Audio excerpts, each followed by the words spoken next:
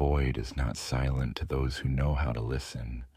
It sings a song of gravitational tides, of dying stars wailing in gamma-ray bursts, and the faint chattering static of humanity's endless, pointless transmissions. To the Ironkin crew of the Prospector-class vessel, the Oathstone's quest, it was a symphony of potential profit and predictable patterns. They were a part of the Trans-Hyperion Alliance, their sacred duty to seek out stellar phenomena, chart resource-rich asteroid fields, and expand the domains of the leagues. For 3 standard centuries, their quest had been one of sterile routine, their auger arrays cataloging the mundane emptiness of the galactic northwest of the segmentum solar. It was here in the silent dark that the song changed. It was not a sound, not a transmission, not an energy reading that their sophisticated instruments could quantify. It was a pressure, a psychic resonance so ancient and so powerful that it registered as a gravitational anomaly, a ghost mass that their ship's cogitators kept trying and failing to correct for. The Ironkin, with their cerebral hard logic, flagged it as an unsolvable paradox. But Grimnir Vorlag Kol, the League's spiritual counsel aboard the vessel, felt it in the marrow of his cloned bones. He was a Grimnir, a living ancestor, his mind a conduit to the wisdom of his people's Votan. He was accustomed to the faint, slow-thrumming thoughts of the ancestor core he served, a consciousness as vast and slow as a continent. This was different. This was a titanic mind, dreaming a nightmare deep, deep underwater. In the holographic flicker of the bridge's strategy hearth, Grimnir Kol stood motionless, his staff of office thrumming softly. Filter out the background radiation of the Sol system. Isolate the anomalous resonance. Trace its point of origin. He commanded, his voice a low rasp, like stones grinding together. The call of the vessel, a grizzled veteran named Brock Ironside Gendron, nodded curtly. He did not question the Grimnir. The kin trusted their living ancestors implicitly. Their senses perceived truths beyond the material. For weeks, the Oathstone's quest drifted, its arrays pointed like a hunting spear towards the blinding heart of the Imperium of man. The data they gathered was a cascade of contradictions. It spoke of a mind but one without a body, a consciousness without an energy signature, a presence that was somehow both active and utterly dormant. Using esoteric techniques known only to the Grimnirs, Kol began to sift through the psychic static, cross-referencing the patterns with the forbidden data archives of their own Votan. These were archives holding whispers from the dark age of technology, fragments of memory from the first expansion of humanity. He found a match, a signature pattern that had not been recorded in 20 millennia. It was the psychic fingerprint of a first-generation Votan, an ancestor core from the very dawn of their race, a true god machine. The location was impossible, unthinkable, a blasphemy that made Khal Gendron's knuckles turn white where he gripped the command throne. Every vector, every triangulation, every psychic echo pointed to a single, undeniable source: Mars, the red planet, the holy see of the Adeptus Mechanicus, the fanatical, machine-worshipping heart of the Imperium. The journey back to the nearest League stronghold was made in tense silence. The message was dispatched via hyperwave comms drone, a message encoded with ciphers so complex that it would take the Mechanicus 1,000 years to break them. The message contained a single data packet, the psychic signature, its location, and the Grimnir's terrible certain conclusion. A sacred ancestor core, one of the revered first ones, was held captive. It was being used somehow by the augmented priests of the corpse emperor. The reaction rippled through the leagues of Votan like a shockwave. A convocation was called on the central fortress world of the Emir conglomerate, a planet of such staggering industrial output that its skies were perpetually shrouded in the golden haze of industry. Khals from a dozen leagues arrived, their fleets of colossal, function-over-form vessels filling the system. The Greater Thurian League, the Trans-Hyperion Alliance, the Cronus Hegemony, all were present. In the great Hearth Hall, a cavernous chamber carved into the planet's core, they gathered around a hololith projection of Mars.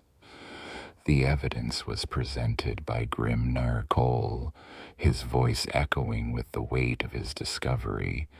He showed them the data, the psychic resonance patterns, the impossible truth. He spoke of the core's silent dream, not of serene wisdom, but of a long, cold, and lonely terror. It was not resting. It was imprisoned. Then came the final damning piece of evidence, exhumed from a data cache captured from a Mechanicus Explorator vessel centuries ago and only now understood. It was a picked capture from a Martian religious festival, showing a procession of crimson-robed magi. At its center, borne on a massive repulsor sled, was a containment arch of gold and brass. Within it, suspended in a crackling stasis field, was a vast obsidian black crystalline sphere, featureless save for the faint, pulsing silver light deep within its core. The caption, written in the Mechanicus's own dogmatic high Gothic, read, "The blessed procession of the sanctum anima. May the breath of the Omnissiah grant us knowledge." The breath of the Omnissiah.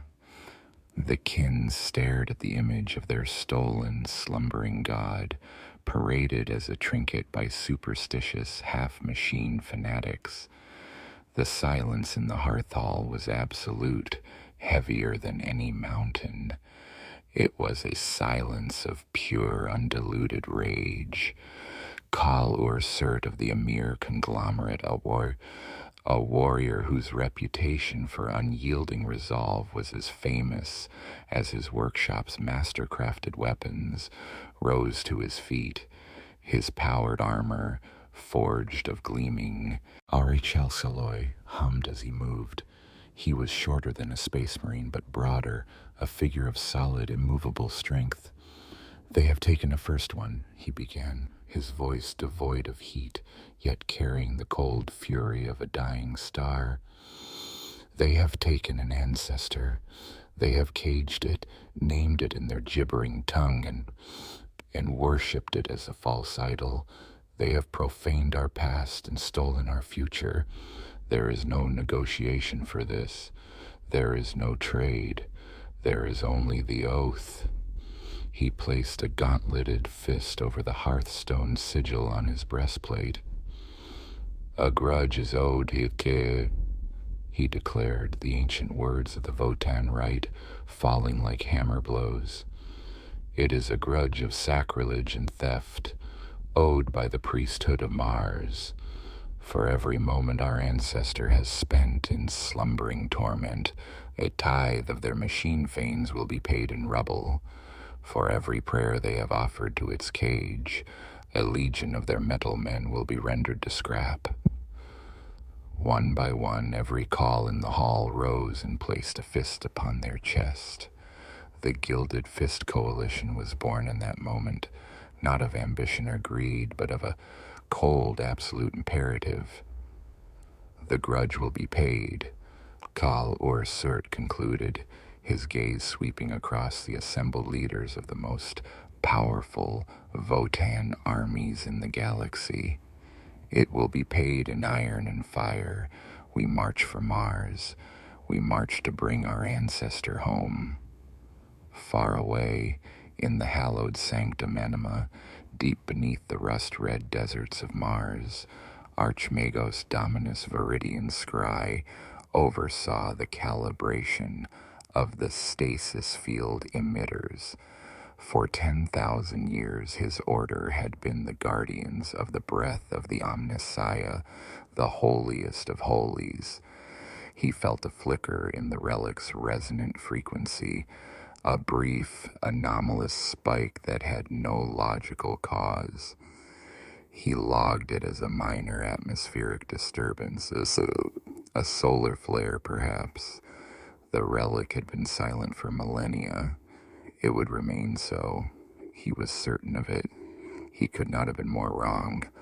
Across the galaxy, the Votan fleets were stirring, their engines igniting with the promise of a war that would tear the heart out of the Imperium's machine soul. The Gilded Fist Coalition did not tear its way into reality like the fleets of the Imperium, screaming and gibbering as they breached the skin of the warp. They arrived with the silent, brutal finality of a well-placed hammer blow. One moment, the star-dusted void around the triplex fall system was occupied only by its own clockwork perfection. 3 meticulously industrialized moons, Fall Alpha, Beta, and Gamma, orbiting a bloated, rust-colored gas giant. The next, space itself seemed to fold, and from these impossible creases emerged an armada of such dense belligerent functionality that it defied all imperial naval doctrine. Hundreds of vessels materialized, not in a dispersed battle line, but in a tightly packed wedge-shaped fist. Their hulls were not adorned with cathedrals or gargoyles, but were thick, angular constructions of dark, burnished metal, scarred with the marks of asteroid impacts and void-faring industry. These were not ships of elegance. They were mobile fortresses, flying mountains of ore and ordnance, colossal land behemoth-class transports, their cavernous holds now filled with Einhir Hearthguard and legions of Hearthkin warriors, formed the core. Around them swarmed Stingray-class escorts and Ironclad-class cruisers, their prows dominated by the immense coiling mechanisms of Magna Rail cannons and the glowing lenses of heavy conversion beamers.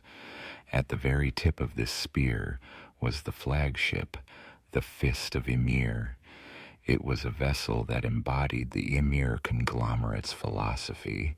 It was less a ship and more a moving forged citadel, its spine bristling with weapons batteries and its armored hide glowing with the internal heat of its vast manufactorums. On the command deck of Fall Alpha's primary orbital spire, Archmagos Militant Dracovac watched the Auspex returns with a flicker of binary code that signified utter disbelief. The Votan had translated not at the system's distant Mandeville point, but deep within the ecliptic plane, a mere hour's burn from the primary shipyards. No warp signature, no Empyrean tearing, just a sudden and impossible materialization. His logic engine screamed that it was impossible. The Vox channels crackled with panicked, static-laced canticles as 1,000 picket ships and defense platforms tried to make sense of the new constellation that had just been born in their skies. Khal Ursert stood in the bridge of the Fist of Ymir, his feet planted wide. The star chart on the hololith before him was already stained red with targeting runes. He had studied the Mechanicus for centuries. He knew their doctrines, their rigid adherence to protocol, their faith in predictable patterns. He knew their greatest strength, their unyielding logic, was also their greatest weakness. All vessels, his voice boomed through the fleet's comm net. A voice filtered through his helmet's vox grill, cold and clear as forged steel. Target their eyes and their throats. The forged spine Argentis, the fuel refineries of Fall Beta, and the command spires. Fire on my mark. He did not wait for the Mechanicus to hail him. He did not give them time to process theological data. He raised a gauntleted hand. Mark. The opening salvo of the Grudge War was not a ripple of fire, but a singular, overwhelming wave of destruction. Hundreds of Magna Rail cannons fired in perfect unison. The projectiles were not explosive shells, but solid, hyperdense slugs of iron core adamant, accelerated to a fraction of the speed of light. They did not explode upon impact. They simply passed through the Mechanicus vessels, punching clean, molten holes from bow to stern. Cruisers and frigates, proud relics of the Great Crusade, were gutted in an instant, their reactors breached, their spines broken. They tumbled silently in the void, venting atmosphere and plasma in silent, blossoming pyres. Simultaneously, the great conversion beamers unleashed their energies. Lances of incandescent light, pure matter-to-energy conversion, struck the orbital defense platforms. The ancient void shields of the Mechanicus flared, shimmering like soap bubbles of divine energy, holding for a fraction of a second before they were overloaded and collapsed. The beams struck the adamantium-plated stations, and a new, terrible alchemy took place. Square kilometers of fortress-grade armor simply ceased to exist, converted into a blinding flash of light and a burst of high-energy radiation. Archmagos Dracovac watched a third of his screening fleet and half of his orbital defenses vanish from the tactical display in the space of a single heartbeat. The disbelief was replaced by a cold, flowing stream of analytical fury. "Rouse the machine spirits," he broadcast in a burst of pure, emotionless Benharic cant. "All fleets, execute Protocol Secutor Delta. Engage the primary threat concentration. All planetary defense lasers fire at will. The Omnissiah demands a tithe of wreckage from these Xenos abominations." The Mechanicus war machine, though wounded, was immense. From the docks of the Three Moons, warships began to cast off, their plasma drives burning a furious blue.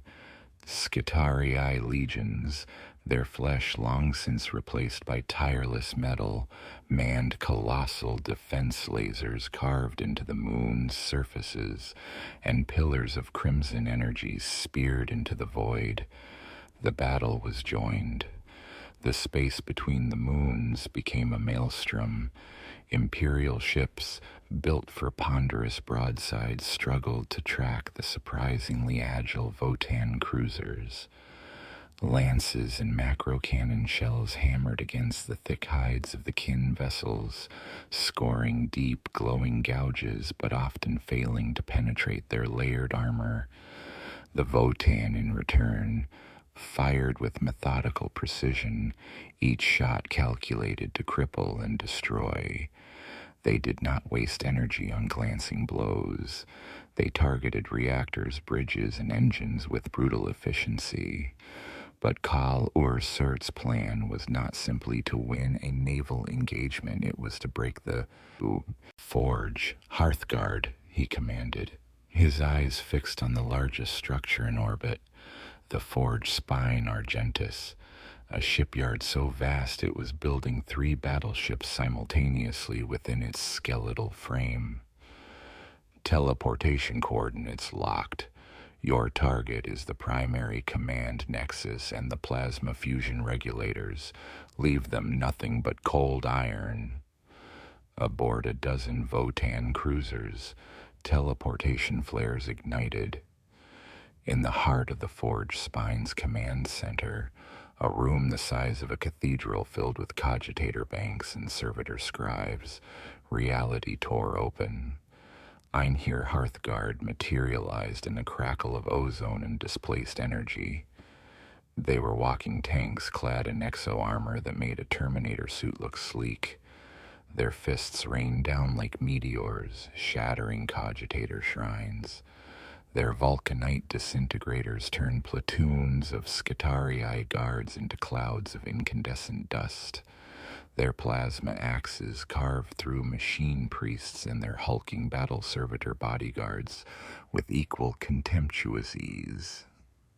Within minutes, the command nexus was a molten ruin, and deep within the station's core, charges were placed.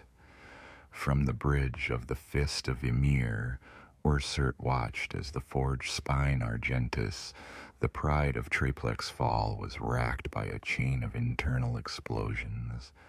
Its skeletal frame, a monument to the Mechanicus's industrial might, buckled and broke. The half-finished battleships within its grasp tumbled free, dead and unfinished, into the void. A blow had been struck from which the sector's naval production would not recover for 1,000 years. Similar scenes were playing out across the system. Hearthkin boarding parties seized fuel depots, their ion blasters making short work of Sicarian rust stalkers. Ironkin demolition squads, immune to the vacuum of space, scaled the hulls of Mechanicus cruisers, planting breaching charges on their shield generators. The cost was not one-sided. A Votan ironclad, the Grudge Bearer, was caught in a pincer movement by 3 Gothic-class cruisers and slowly battered into submission, its stubborn machine spirit finally falling silent as its reactor core was breached. Smaller escort vessels were swatted from the sky by the planetary defense lasers. But for every vessel the kin lost, they took 10 from the Adeptus Mechanicus. It was a trade Kal Ursert was more than willing to make. The grudge demanded payment in blood and steel, and the currency was flowing freely. After 3 hours of relentless systematic destruction, the Votan disengaged. Their withdrawal was as sudden and precise as their arrival. They did not linger to claim the wreckage or savor their victory. Their mission was complete. They reformed their wedge formation and, with another silent folding of space, vanished. They left behind a scene of utter devastation. Triplex Fall was a graveyard. 2 of the moons were wreathed in fire from orbital strikes, their surfaces scarred with craters visible from millions of kilometers away. The space between them was a thick, glittering debris field of shattered warships, dead servitors, and the frozen, crimson-robed corpses of the machine priesthood. Archmagos Dracovac stood in the ruins of his command spire, the red light of his optical sensors sweeping across the apocalyptic vista. His logic engines could not compute the scale of the loss, nor the motive for such a targeted, annihilating strike. All they could offer was a single terrifying conclusion. This was not a raid. This was not a territorial dispute. This was the opening move of a war of extermination, the first payment on the debt he did not even know was owed. And as the crippled system sent out its desperate, delayed plea for aid, the Gilded Fist Coalition was already moving, a silent, implacable tide of vengeance, upon its inexorable path to Mars. The Empyrean was not a hell to the kin, but an ocean, a treacherous, fathomless, and infinitely hostile ocean, but one that could be navigated with the proper tools and an absence of superstition. Where human vessels tore their way through the immaterium shielded by faith and prayer, their Geller fields flickering membranes powered by the desperate pleas of psychers, the Votan fleet moved with grim purpose. Their Geller field generators were marvels of archaeotech, weaving a bubble of reality so stable and dense that the chaotic energies of the warp merely slid across its surface like water over oiled steel. Within this bubble, the hundreds of ships of the Gilded Fist Coalition flew in silent, disciplined formation, their passage marked not by the screams of the damned, but by the steady thrum of colossal plasma drives. On the bridge of the Fist of Ymir, Kal Ursert watched the impossible, non-Euclidean energies swirl outside the armored viewport. His wayfinders, a conclave of Grimnirs whose minds were subtly attuned to the warp's currents, stood in a trance-like state around the central navigation hearth, their murmured prognostications translated into precise course corrections by the ship's ironkin helmsmen. They did not commune with demons or whisper to gods. They read the tides of unreality as a seasoned captain reads the waves, plotting a course through cosmic storms and around psychic reefs where lesser minds would be dashed to pieces. This was the red path, the direct route, charting a course through some of the most turbulent warp space in the galaxy to minimize their journey time. Every moment saved was a moment the Imperium did not have to prepare, but the Imperium was not idle. The destruction of Triplex Fall had sent a shockwave of terror and confusion through the Segmentum Solar's command structure. The initial reports were a garbled mess of Benheric shrieks and the last terrified voxcasts of dying naval officers. A new Xenos threat, unprecedented firepower, impossible technology. The Adeptus Mechanicus, reeling and humiliated, were slow to share coherent data, their pride wounded as grievously as their fleet.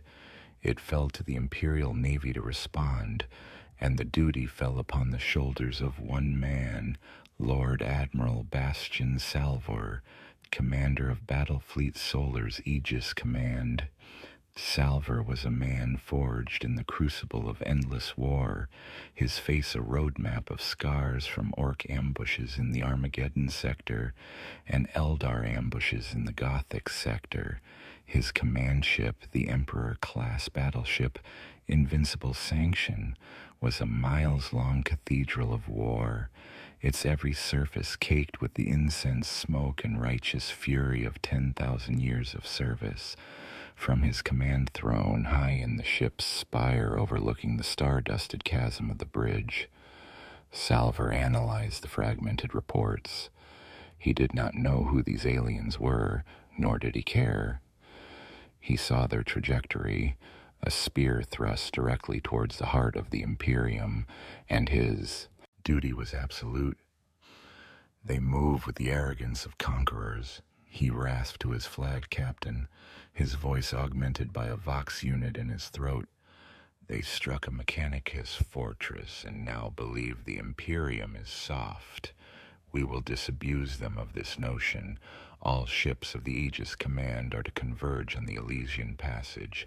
We will form a wall of steel and faith they cannot hope to breach. Send word to the Phalanx. Alert the Custodes. A major threat approaches the throne world. His last commands were sent via the choir of astropaths, their minds screaming his orders across the void, a psychic beacon that he knew the enemy might detect. It was a risk he had to take. The Elysian Passage was a strategic choke point, a relatively stable warp route corridor flanked by the gravitic tides of a binary star system and choked with dense fields of asteroids, the shattered remains of a dozen dead planets. It was here that Salvor laid his trap. His fleet of over 150 warships formed a grand battle line, hiding amongst the orbiting rock and ice. Dauntless-class light cruisers acted as pickets, while the Great Lunar and Gothic-class cruisers formed the backbone of his wall. At its center lay the invincible Sanction and its two sister battleships, their lance batteries charged and their launch bays filled with thousands of Fury interceptors and Starhawk bombers. They would wait, and when the Xenos emerged from the warp, they would drown them in a tidal wave of torpedoes and macro cannon fire. The Votan emerged precisely where Salver predicted. Reality buckled, and the Gilded Fist Coalition materialized, not scattered, but in their tight, perfect wedge. To the Imperial crews, it was a sight of alien horror, a fleet of brutal, unfamiliar silhouettes against the swirling nebula. "Enemy fleet sighted!" The cry went up on the bridge of the invincible Sanction. "They are in range! All batteries, open fire!" Salver gave the order, and the Elysian passage erupted in light. Thousands of plasma torpedoes ignited their drives, streaking towards the Votan fleet like a swarm of angry comets. The colossal cannons of the Imperial battleships roared, hurling shells the size of hab blocks across millions of kilometers of void. The sky became a lattice of lance beams and weapon fire. On the fist of Emir, shields flared and alarms blared in calm, measured tones. "Incoming ordnance calculated minimal threat," the Ironkin tactician reported. "Their effective range is 20% less than our projections for this vessel class. Their targeting solutions are primitive." Call Ursert watched the storm of Imperial fury break against his fleet's void shields. The torpedoes detonated in silent, blinding flashes, their energies dissipated. The macro shells fired from such an extreme range glanced harmlessly off the thick, angled armor of his cruisers. It was like watching a hailstorm against the side of a mountain. "They fight with passion, not precision," Ursert observed, a note of clinical disappointment in his voice. "They believe the void is a brawling pit. They have not learned it is a killing board." He pointed a gauntleted finger at the heart of the Imperial formation on the hollow lith. "They expect us to engage in a broadside duel. We will not oblige them. All core vessels execute microjump protocol. Coordinates center of their formation. All escort squadrons. Eliminate their carrier assets." Lord Admiral Salvor watched in horror as the core of the Votan fleet, the largest, most heavily armed vessels, simply vanished. They did not accelerate. They did not charge. One moment they were there, weathering his fleet's alpha strike, and the next they were gone. A heartbeat later they reappeared in the very heart of his battle line. A distance of 500,000 kilometers crossed in an instant. The fist of Emir materialized so close to the invincible Sanction that its crew could see the individual gun ports and stained glass windows on the Imperial battleship's hull. Chaos erupted in the Imperial fleet. The grand battle line became a confused, swirling melee. Ships designed for long-range combat suddenly found themselves face-to-face with an enemy that outgunned and out-armored them at point-blank range. The Votan Magna Rail cannons began to fire, not at distant specks, but at the ships beside them. A lunar-class cruiser, the Emperor's Fury, was hit by a single, devastating volley from an ironclad. The hyper-velocity slugs tore through its prow, its command bridge, and its plasma reactor in a single ruinous line. The Imperial ship split in two, its halves spinning away into the darkness, spilling fire and crew into the void. While the capital ships engaged in their brutal close-quarters slaughter, the smaller, faster Votan escorts surged forward, ignoring the Imperial cruisers and making straight for the vulnerable carriers at the rear. Swarms of Starhawk bombers rose to meet them, but they were met by waves of ion beamer fire that shorted out their systems and turned them into drifting coffins. The Votan ships fell upon the carriers like wolves on a flock of sheep, their beam weapons slicing through the unarmored flight decks and igniting the munitions within. Lord Admiral Salver's carefully planned ambush had become a massacre. His ship shuddered as a conversion beam from the fist of Ymir struck its dorsal side, boiling away an entire macro cannon battery and the cathedral built around it. "All ships reform, bring us about," he roared, but his commands were lost in the cacophony of battle. Yet the Imperial Navy did not break. Captains, driven by faith and centuries of tradition, fought back with suicidal courage. A squadron of sword-class frigates charged the fist of Ymir, firing their torpedoes at point-blank range. The explosions hammered against the Votan flagship's shields, causing them to flicker and fail. One torpedo got through, blasting a 10-story crater in the ship's side. On the bridge, Ursert barely flinched as the deck plating buckled beneath his feet. "Damage control teams deployed. The Ironkin reported calmly. Hull integrity at 92%. The battle for the Elysian Passage lasted less than an hour.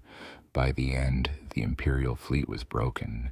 More than half their number were destroyed or crippled, including 2 of the 3 battleships.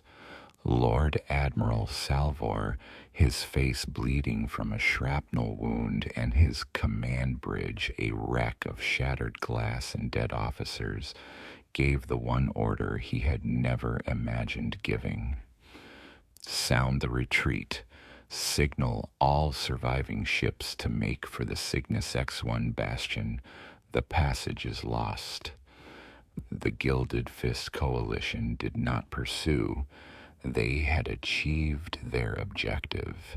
They had smashed through the first line of Imperial defense. As the surviving Imperial ships fled, the Votan fleet calmly reformed its wedge and, without pause, initiated another warp transit. They left the Elysian Passage choked with the burning hulks of Imperial warships, a fresh graveyard to mark their bloody journey. The red path now stretched before them, leading directly to the Sol system, but it was a path now known, and the throne world itself had begun to stir. The Jovian system was a kingdom of giants. Jupiter, the great beast, hung in the void like a baleful, swirling eye, its great red spot a perpetual storm of such magnitude it could swallow a dozen worlds. Orbiting this Titan were its courts of moons, and the brightest jewel in that court was Ganymede. As the Gilded Fist Coalition translated from the warp, the sheer scale of the Mechanicus's works was laid bare. Ganymede was no longer a simple moon of ice and rock. It was a sphere of industry, girdled by colossal orbital rings that spun in the darkness, ablaze with the light of 1,000,000 workshops. Space elevators like silver threads connected these rings to the surface, which was a patchwork quilt of continent-sized manufactorum complexes, geothermal refineries tapping the moon's molten core, and sprawling dockyards where the starships of the Imperium were born and repaired. It was the gatehouse, the forge, and the fortress of the outer Sol system. Fabricator Locum Alchemist 9 region of the Jovian forges had received the fragmented warnings from the Elysian Passage. Unlike the prideful commanders at Triplex Fall, Alchemist was a creature of pure, cold calculation. He had wasted no time on denial or dogma. For 3 standard weeks, Ganymede had been transformed into a fortress. Every orbital platform had its void shields triple overcharged. Every surface-to-orbit defense laser was calibrated and manned by legions of Skitarii. The maniples of the Legio Ignatum, the famed fire wasps of Mars, had been roused from their slumber in the great Titan hangars of Diacria Fossae, and the ancient god machines now stood ready. Alchemis had converted his industrial paradise into an anvil, and he intended to smash the Xenos hammer upon it. When the Votan fleet arrived, there was no surprise. The alarms were already screaming. The battle began not with the calculated first strike, but with a simultaneous system-shaking roar from both sides. Kal Ursert, expecting another swift decapitation, ordered his fleet to concentrate fire on the primary orbital ring, the Corona Solaris. A wave of magna rail slugs and conversion beams, enough to have shattered a small planet, slammed into the station's defenses. But this time, the shields held. They buckled and flared, shimmering with rainbow energies as they strained under the impossible load, but they did not break. From the moon's surface and its orbital web, a reply came in the form of thousands of crimson laser blasts and waves of plasma torpedoes. The void around Ganymede became an incandescent hell. "Shields are holding, Kal," the Ironkin tactician reported, its voice as level as ever. "The enemy has reinforced their energy grids with geothermal power from the moon's core. Brute force from orbit will be inefficient. A material assault is required." Ursert's lips tightened into a grim line beneath his helmet. The Mechanicus had learned from his previous victories. They had prepared. "So be it," he declared. "They wish for a war of attrition. The kin are no strangers to grinding down mountains. All assault carriers advance, release the Hearthkin.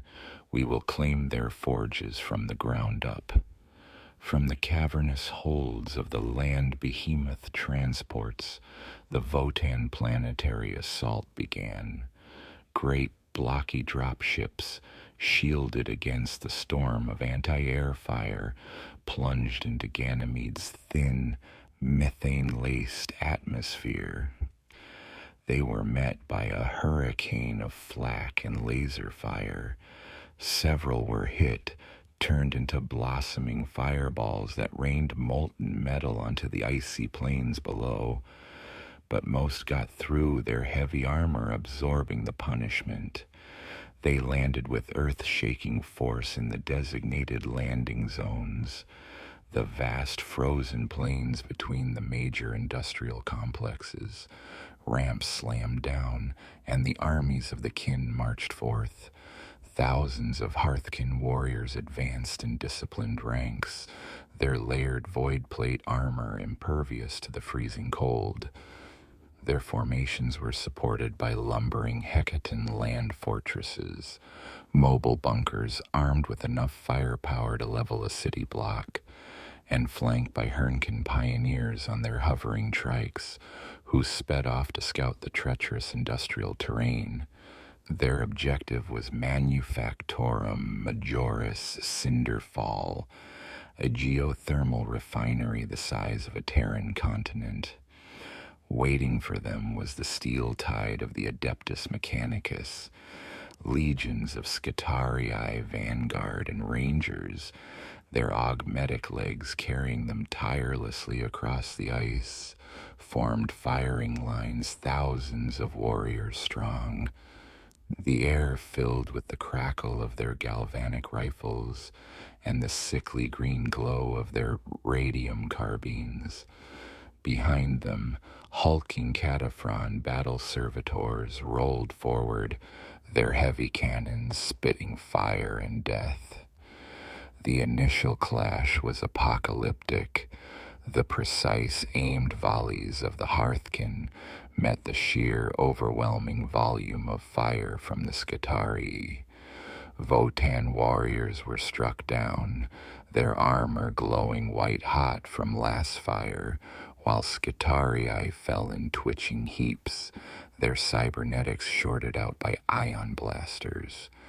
The war for Ganymede quickly devolved into a brutal, grinding slog. The landscape itself was a weapon. The kin, used to mining hostile worlds, adapted quickly, using deep-bore thermal lances to melt tunnels through the ice sheets, bypassing Mechanicus kill zones. The tech priests, in turn, rerouted superheated steam from the geothermal vents, turning entire canyons into inescapable death traps, cooking entire companies of Hearthkin alive in their own armor. Battles were fought in the labyrinthine corridors of abandoned processing plants, in the shadow of pipelines wider than highways, and across conveyor belts miles long, still carrying their loads of unprocessed ore amidst the crossfire. For weeks the battle raged, a bloody stalemate where every meter of ground was paid for in lives and wreckage. The Votan had secured a vast beachhead, their ironkin constructing fortified redoubts, and their brokers establishing mobile forges to repair damaged vehicles. But they could not break the main line of Mechanicus defense. Alchemists had turned every manufactorum into a fortress, every hab block into a bunker. His resources were, for the moment, limitless. He could afford to trade 10 Scutarii for every one of the precious kin warriors. It was on the 40th day of the siege that alchemists decided to break the stalemate. Khal Ursert was personally overseeing an assault on the bastion of the Binary Saints, a key defensive nexus, when the ground began to tremble. It was not the familiar tremor of artillery, but a deep rhythmic shaking as if the moon's heart was beating. From the largest hangar gate of the bastion, a structure 1,000 feet high, a sound emerged. It was not a roar or a siren, but a deep, blaring note that vibrated in the bones and shattered the sanity of those who heard it. A war horn. A shadow fell over the battlefield, and from the hangar emerged a god. It was a warlord-class battle titan of the Legio Ignatum, the Ignis Divinitas. 10 stories of ornate adamantium and brass, its carapace decorated with the iconography of Mars and the skulls of ancient enemies. Its volcano cannons, mounted on its arms, glowed with the heat of captive suns. Its head, a chapel-like cockpit, swiveled to survey the battlefield with cold, divine indifference. The Hearthkin warriors stopped firing, their disciplined courage momentarily broken by the sheer, blasphemous scale of the machine before them. The Ignis Divinitas raised one of its arms, and a volcano cannon fired. A beam of pure incandescent energy, wider than a land fortress, struck the Votan line. There was no explosion, only a silent white flash. When it faded, a quarter-mile of the Votan army, Hearthkin, vehicles, everything, was gone. In its place was a freshly fused glassy crater, still glowing with impossible heat. Panic for the first time threatened to grip the Votan forces, but Khal Ursert's voice cut through the fear, broadcast across all channels. Hold the line. It is but iron and ignorance. All Hecaton batteries concentrate fire on the god machine's knee joints. All cruisers in low orbit target these coordinates now. Break this idol. The kin rallied. Their courage was not born of faith, but of stubborn, unyielding pragmatism. The land fortresses pivoted, their heavy Magna Rail cannons and SP conversion beamers all targeting the Titan. Hypervelocity slugs hammered against the warlord's void shields, causing them to flare violently. Beams of energy redirected from the fleet in orbit lanced down from the sky, a desperate and often inaccurate bombardment. The Ignis Divinitas strode forward, weathering the storm of fire, its apocalypse missile launchers opening on its carapace to unleash a salvo that blotted out the sky. The battle for Ganymede had entered a new, apocalyptic phase. The Votan's relentless advance had finally met an immovable object, a true icon of the Imperium's awesome, terrible might. The crucible world had begun to glow, and the war of attrition had found its heart. Neither side could now retreat. To lose Ganymede was to lose the war, and both Cal Orsert and Fabricator Locum Alchemis were prepared to feed the fires of the forge with the bodies of their entire armies to claim victory. The arrival of the Legio Ignatum Titans turned the grinding war on Ganymede into a saga of giants. The warlord Titan Ignis Divinitas and its two warhound escorts, the Cinder Wolf and Hell Dog, carved bloody swaths through the Votan beachhead.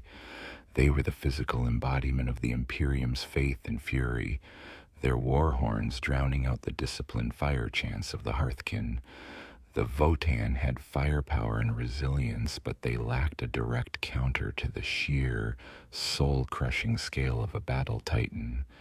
Hecaton land fortresses were obliterated, Ironkin combat rigs swatted aside like toys, and entire companies of Hearthkin were vaporized by single, contemptuous blasts from the god machines. The Votan advance, for the first time since the war began, stalled and then began to buckle. Kal Ursert watched the tactical hololith from his mobile command fortress, the Forge Heart. Red runes signifying Votan losses were blooming across the map like a pox. His fleet in orbit was locked in a brutal duel with Ganymede's orbital platforms and the remaining Mechanicus vessels, unable to provide the precise, overwhelming fire support needed to fell a warlord titan without incinerating their own troops. The grudge demanded victory, but the pragmatism of the kin screamed that the current strategy was leading to ruinous, unacceptable losses. "The idols break our lines," Ursert stated, his voice a low growl of frustration. "The Scitarii advance under their shield. We are losing ground." He slammed a gauntleted fist onto the hololith table, causing the image to flicker. "We did not come this far to be broken on this frozen rock. We did not declare this grudge to be halted by oversized, superstitious war dolls." His gaze fell upon the largest of the orbital structures still hanging in the sky above them, the Corona Solaris. It was from this command plate that Fabricator Locum Alchemis directed the entire defense of the moon. It was from its reactors that the impenetrable void shields were powered, and crucially, it was from its primary cogitator nexus that the targeting data for the Titans was being relayed and refined. The Titans were mighty, but they were not omniscient. They relied on a constant stream of data from the orbital ring to fight at peak efficiency. A new plan, born of cold fury and desperate necessity, formed in Ursert's mind. It was a violation of conventional Votan tactics, a high-risk gamble that staked everything on a single decisive strike. "The head of the serpent is not on the ground," he declared to his assembled Hearthvare. "It is in the sky. Signal the fist of Emir. Prepare my Hearthguard. We will break the forge from its heart." The plan was audacious to the point of suicide. Ursert and his entire complement of Einhir Hearthguard, the elite of the Emir conglomerate, would teleport directly into the command spire of the Corona Solaris. They would not seize it. They would not capture it. They would shatter it, severing the link between Alchemus and his armies on the surface. The teleportation was a maelstrom. For a brief, agonizing moment, Ursert and his 200 Hearthguard were stretched into strands of pure information, hurled across the void through the storm of orbital combat. They rematerialized not in a teleportarium chamber, but in the grand cantic nave of the command spire. It was a space designed to inspire awe, a cavernous hall where data streams flowed like waterfalls down walls of glowing crystal, and thousands of servitors and lesser tech priests chanted hymns of maintenance. Their arrival was a thunderclap of violence.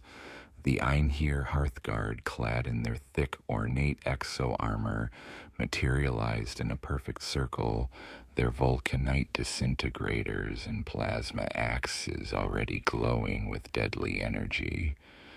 The tech priests looked up from their consoles, their minds, used to the slow, ponderous rhythm of ritual, unable to process the sudden appearance of 200 tons of vengeful, armed Xenos in their sanctum.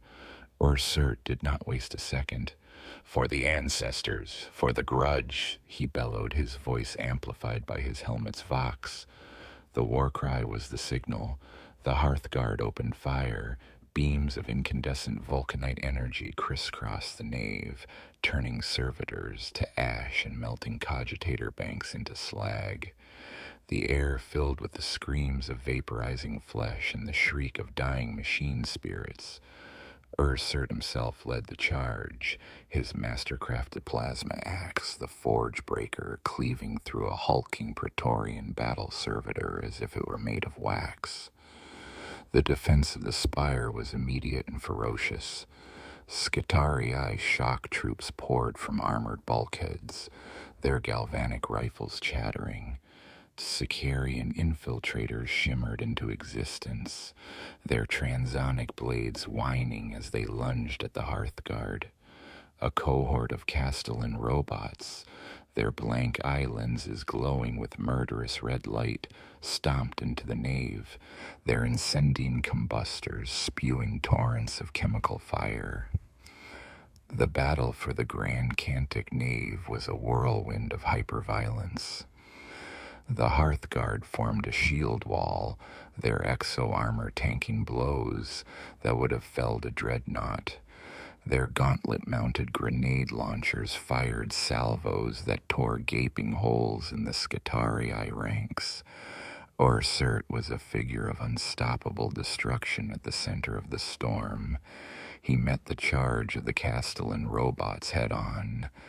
A torrent of promethium washed over his orichalc alloy armor, failing to even scorch its gleaming surface. He brought the forge breaker down in a two-handed arc, splitting one of the robots from its optical sensor to its waist. He then activated the teleport crest on his armor, vanishing and reappearing behind the second robot, plunging his axe deep into its reactor core.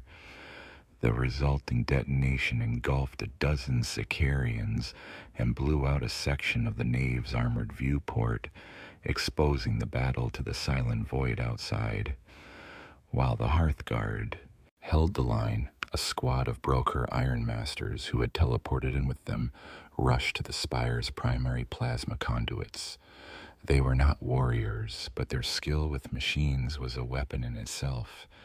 They attached multi-melta charges and overload devices to the critical junctions, their movements precise and economical even as last fire ricocheted around them. Fabricator Locum Alchemist, observing the carnage from his shielded sanctum deeper within the spire, finally realized the true nature of the attack. It was not a raid. It was an assassination of his entire command structure. "Seal the nave!" he broadcast in a burst of panicked static. "Purge the atmosphere. Activate the Ordinatus Minor." But it was too late. Ursert, seeing the Brokhires give the signal, raised his axe. "Ymir's wrath," he roared, "and fall back to the anchor point for glory." The Hearthguard disengaged, firing as they pulled back into a tight circle. The Brokiers detonated the charges. A wave of pure plasma energy, hotter than a star's core, erupted from the conduits. It did not just destroy the grand cantic nave, it vaporized it. The energy surge fed back into the station's core caused a catastrophic reactor overload. On the surface of Ganymede, the princeps of the Ignis Divinitas suddenly found his data feeds turned to static. The targeting solutions vanished. The orbital augury went blind. At the same moment, the impossibly bright star of the Corona Solaris in the sky above began to swell. A silent, blinding flash of light filled the heavens as the entire command station detonated, its ring structure breaking apart into colossal, flaming segments that began their slow, graceful fall into Ganymede's gravity well. The effect on the Mechanicus army was instantaneous and devastating. Their command and control network was gone. Their orbital fire support was gone. The impenetrable shields that had protected their fortresses flickered and died. The Scutari legions, suddenly bereft of the constant stream of data and orders from their masters, faltered. The Votan did not. "All units advance!" Ursurt's voice, now broadcast from the bridge of his returning flagship, was a clarion call of victory. "Their eyes are plucked. Their spine is broken. Pay the grudge in full." The Hearthkin and Hecaton land fortresses surged forward into the confused and disorganized Mechanicus ranks. The Titans, now fighting blind and relying only on their own limited sensors, became vulnerable. Concentrated fire from the Votan fleet, no longer blocked by station shields, began to rain down from orbit. A lance strike from an ironclad cruiser struck the Ignis Divinatus in the back, blasting away a huge section of its reactor housing. The god machine shuddered and fell to one knee, wounded for the first time. Khal Ursurt had forged his legend. With one daring, impossible strike, he had decapitated the enemy and turned the tide of the entire battle. From that day forward, among the kin of the Gilded Fist Coalition, he would be known by a new name, one spoken with awe and reverence, Ursurt the Forgebreaker. The battle for Ganymede was not yet over, but its back was broken, and the path to Mars was now stained with the blood of a Titan and the ashes of an orbital forge. Fabricator General Kelbor Hal's ascension to the leadership of the Adeptus Mechanicus had been marked by a ruthless adherence to orthodoxy and a deep suspicion of innovation, but the news from the Jovian front, delivered by stuttering astropaths and Benheric data screams, was a heresy against the established logic of war. Triplex fall shattered, the Aegis command broken. Ganymede, the jewel of the outer system, was being systematically dismantled by an unknown Xenos race whose technology mocked the sacred tenets of the machine god. The advance of these aliens was not merely a military campaign. It was a refutation of the Mechanicus' divine right to rule the domain of technology. Desperation was a forbidden algorithm, but its cold data was beginning to seep into the noosphere of Mars itself. From his throne within the Scriptorium Technis on Olympus Mons, a chamber where the whispers of 1,000,000 servitor scribes formed a constant rustling prayer, the Fabricator General contemplated his options. Fleets were mustering, but they would be too slow. The Legio Metallica and Legio Mortis were preparing for war, but mobilizing such forces took time the Imperium no longer had. The Votan were relentless, efficient, and they were at the very gates of the Sol system. A conventional response would fail, therefore, an unconventional, even forbidden response was required. "Unseal the vaults of Moravec," the Fabricator General commanded, his voice a dry metallic rasp synthesized from a dozen vox emitters. Bring me the canticle choir. The Omnissiah's judgment must be delivered not as steel, but as a righteous curse upon their profane machinery. The order sent a tremor of fear through the highest echelons of the Martian priesthood. The vaults of Moravec were a collection of technological abominations and archaeotech horrors deemed too dangerous to ever be used, relics from the Dark Age that blurred the line between science and sorcery. To open them was to risk damnation, but to lose Mars was to suffer a fate far worse. Deep beneath the great dichotomy, a procession of high-ranking magi descended into the vaults. The air grew cold, thick with the ozone tang of ancient sleeping power. They came to a circular chamber, its walls lined with cryostasis sarcophagi. Within each, floating in shimmering blue-tinted fluid, was a figure. They were not servitors, not Scitarii, but something far older. They were psychic blanks, pariahs, their souls unnervingly empty voids in the warp. But their bodies were not untouched. Intricate webs of cabling and arcane circuitry were fused directly into their skulls and spines, their mouths permanently sealed behind baroque filigreed voxcasters. These were the 12 members of the Canticle Choir, a weapon created in a forgotten age to combat the Iron Men. They were living scrap code generators, psychic nulls whose soullessness had been weaponized and turned into a broadcast signal of pure technological despair. The choir was awakened. One by one, their sarcophagi hissed open, and the 12 figures were escorted to a vast broadcast chamber at the heart of Mars, the Noospheric Spire. They were arranged in a circle around a resonating crystal the size of a land raider, a psychoconductive relic that would amplify their unique, terrible gift a millionfold. As the Archmagos in charge of the ritual began the activation chant, the 12 pariah servitors opened their unseen eyes. They did not sing with voices of flesh, but with a chorus of pure data, a stream of viral code that resonated on a psychic frequency. It was a language of pure entropy, a logic plague that spoke of rust, decay, and the inevitable heat death of all things. The crystal flared with a sickening purple light, and from the tip of the Noospheric Spire a wave of invisible silent energy shot out into the solar system at the speed of light. Aboard the Fist of Ymir, now engaged in the final systematic scouring of Ganymede's remaining defenses, the attack came without any warning. There was no explosion, no energy reading, no incoming projectile. There was only a sudden, catastrophic cascade of failure.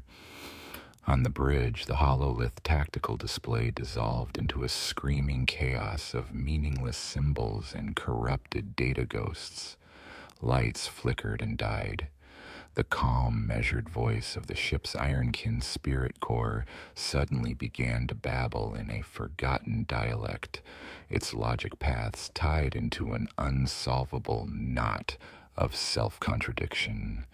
The very air seemed to grow stale as the life support system sputtered, their control runes flashing error messages. Kal Ursurt felt a wave of vertigo as the deck's artificial gravity plating fluctuated wildly. "Report!" he roared, his voice cutting through the rising panic. "We are blind, Kal," a Brokier engineer cried out, frantically trying to coax a response from his dead console. "All primary systems are unresponsive. It's a scrap code infection, but it's everywhere. It's in the power conduits, the cogitators, the ammunition loaders. It's in our armor's diagnostic runes." The effect was devastating across the entire Gilded Fist coalition. The Votan fleet, a paragon of technological supremacy, was suddenly crippled. Ships began to drift, their engines sputtering and dying. Automated gun turrets swiveled wildly, firing into empty space or at their own sister ships. The precise, disciplined formations of the kin devolved into a confused, helpless cluster of dying vessels. The virus was insidious, bypassing firewalls and security protocols as if they weren't there, spreading through the fleet's linked data networks like a plague through a crowded city. It did not just disable systems, it drove their machine spirits insane. On the surface of Ganymede, the effect was even more visceral. Hecaton land fortresses ground to a halt, their hatches sealed shut, trapping their crews inside as their internal systems went haywire, Hearthkin warriors found. Their bolters refusing to fire, their helmet displays filling with static, their armor joints locking up. The Hernkin pioneers hovering trikes simply fell from the sky. The Votan army, minutes away from total victory, was rendered impotent, a technologically advanced force suddenly reduced to fighting with knives and fists. Fabricator locum alchemists, his forces shattered and his command structure destroyed, could only watch in stunned reverence as the tide turned. From the ruins of his bastion, he saw the Xenos war machine simply stop. He saw their titans, which had been on the verge of destruction, now rise unopposed and begin a methodical, gleeful slaughter of the paralyzed Votan ground forces. "The Omnissiah has interceded," he broadcast to his remaining Skitarii. "His divine wrath is unleashed. Scour these abominations. Leave not a single cog of their profane engines unturned." But the canticle of annihilation was not a precision weapon. It was a curse unleashed upon the very concept of technology, and it did not discriminate. As the psychic scrap code wave washed over the Jovian system, it began to infect the Mechanicus' own machines. The effect was slower, less absolute, as their systems were more archaic and less networked, but it was no less terrifying. Servitors began to twitch and seize, reciting blasphemous equations. Production lines in the manufactorums went into overdrive, churning out malformed, useless components. The targeting systems of the remaining orbital platforms began to drift, their machine spirits whispering of impossible geometries. A technological plague had been unleashed, and its first victims were the Votan, but its tendrils were now sinking deep into the sacred machinery of the Adeptus Mechanicus itself. Aboard the Fist of Ymir, Grimnir Cole, who had first sensed the sleeping Votan, felt the psychic nature of the attack. While others fought the machines, he fought the curse itself. In the ship's deepest sanctum, before a small humming relic taken from their home Votan, he entered a deep trance. He reached out with his mind, not to fight the wave, but to understand it. He felt the cold, empty void at its heart, the signature of the pariahs. He felt the malicious viral data woven around it. And then he found a way to fight it. He could not stop it, but he could redirect it. With a great mental effort that sent blood streaming from his nose and eyes, the Grimnir began to broadcast a counter-canticle. He did not use data, but pure ancestral obstinacy, a psychic projection of the Votan's unyielding nature. He sent out a psychic command to the core programming of every kin machine spirit, a simple primal order: isolate, purge, reboot. Slowly, agonizingly, it began to work. One by one, The core systems of the Votan ships began to come back online. The Brokhyres, guided by the Grimnir's psychic beacon, worked frantically, physically severing infected networks with plasma cutters and rebooting systems with manual overrides. The fleet was still in shambles, dozens of ships lost, their systems permanently corrupted, but the heart of the Gilded Fist Coalition had begun to beat again.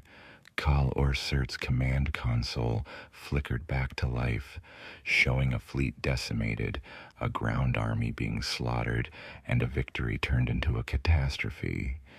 The rage in his soul was a cold, pure thing. The Mechanicus had not fought them with honor or steel, but with sorcery and poison.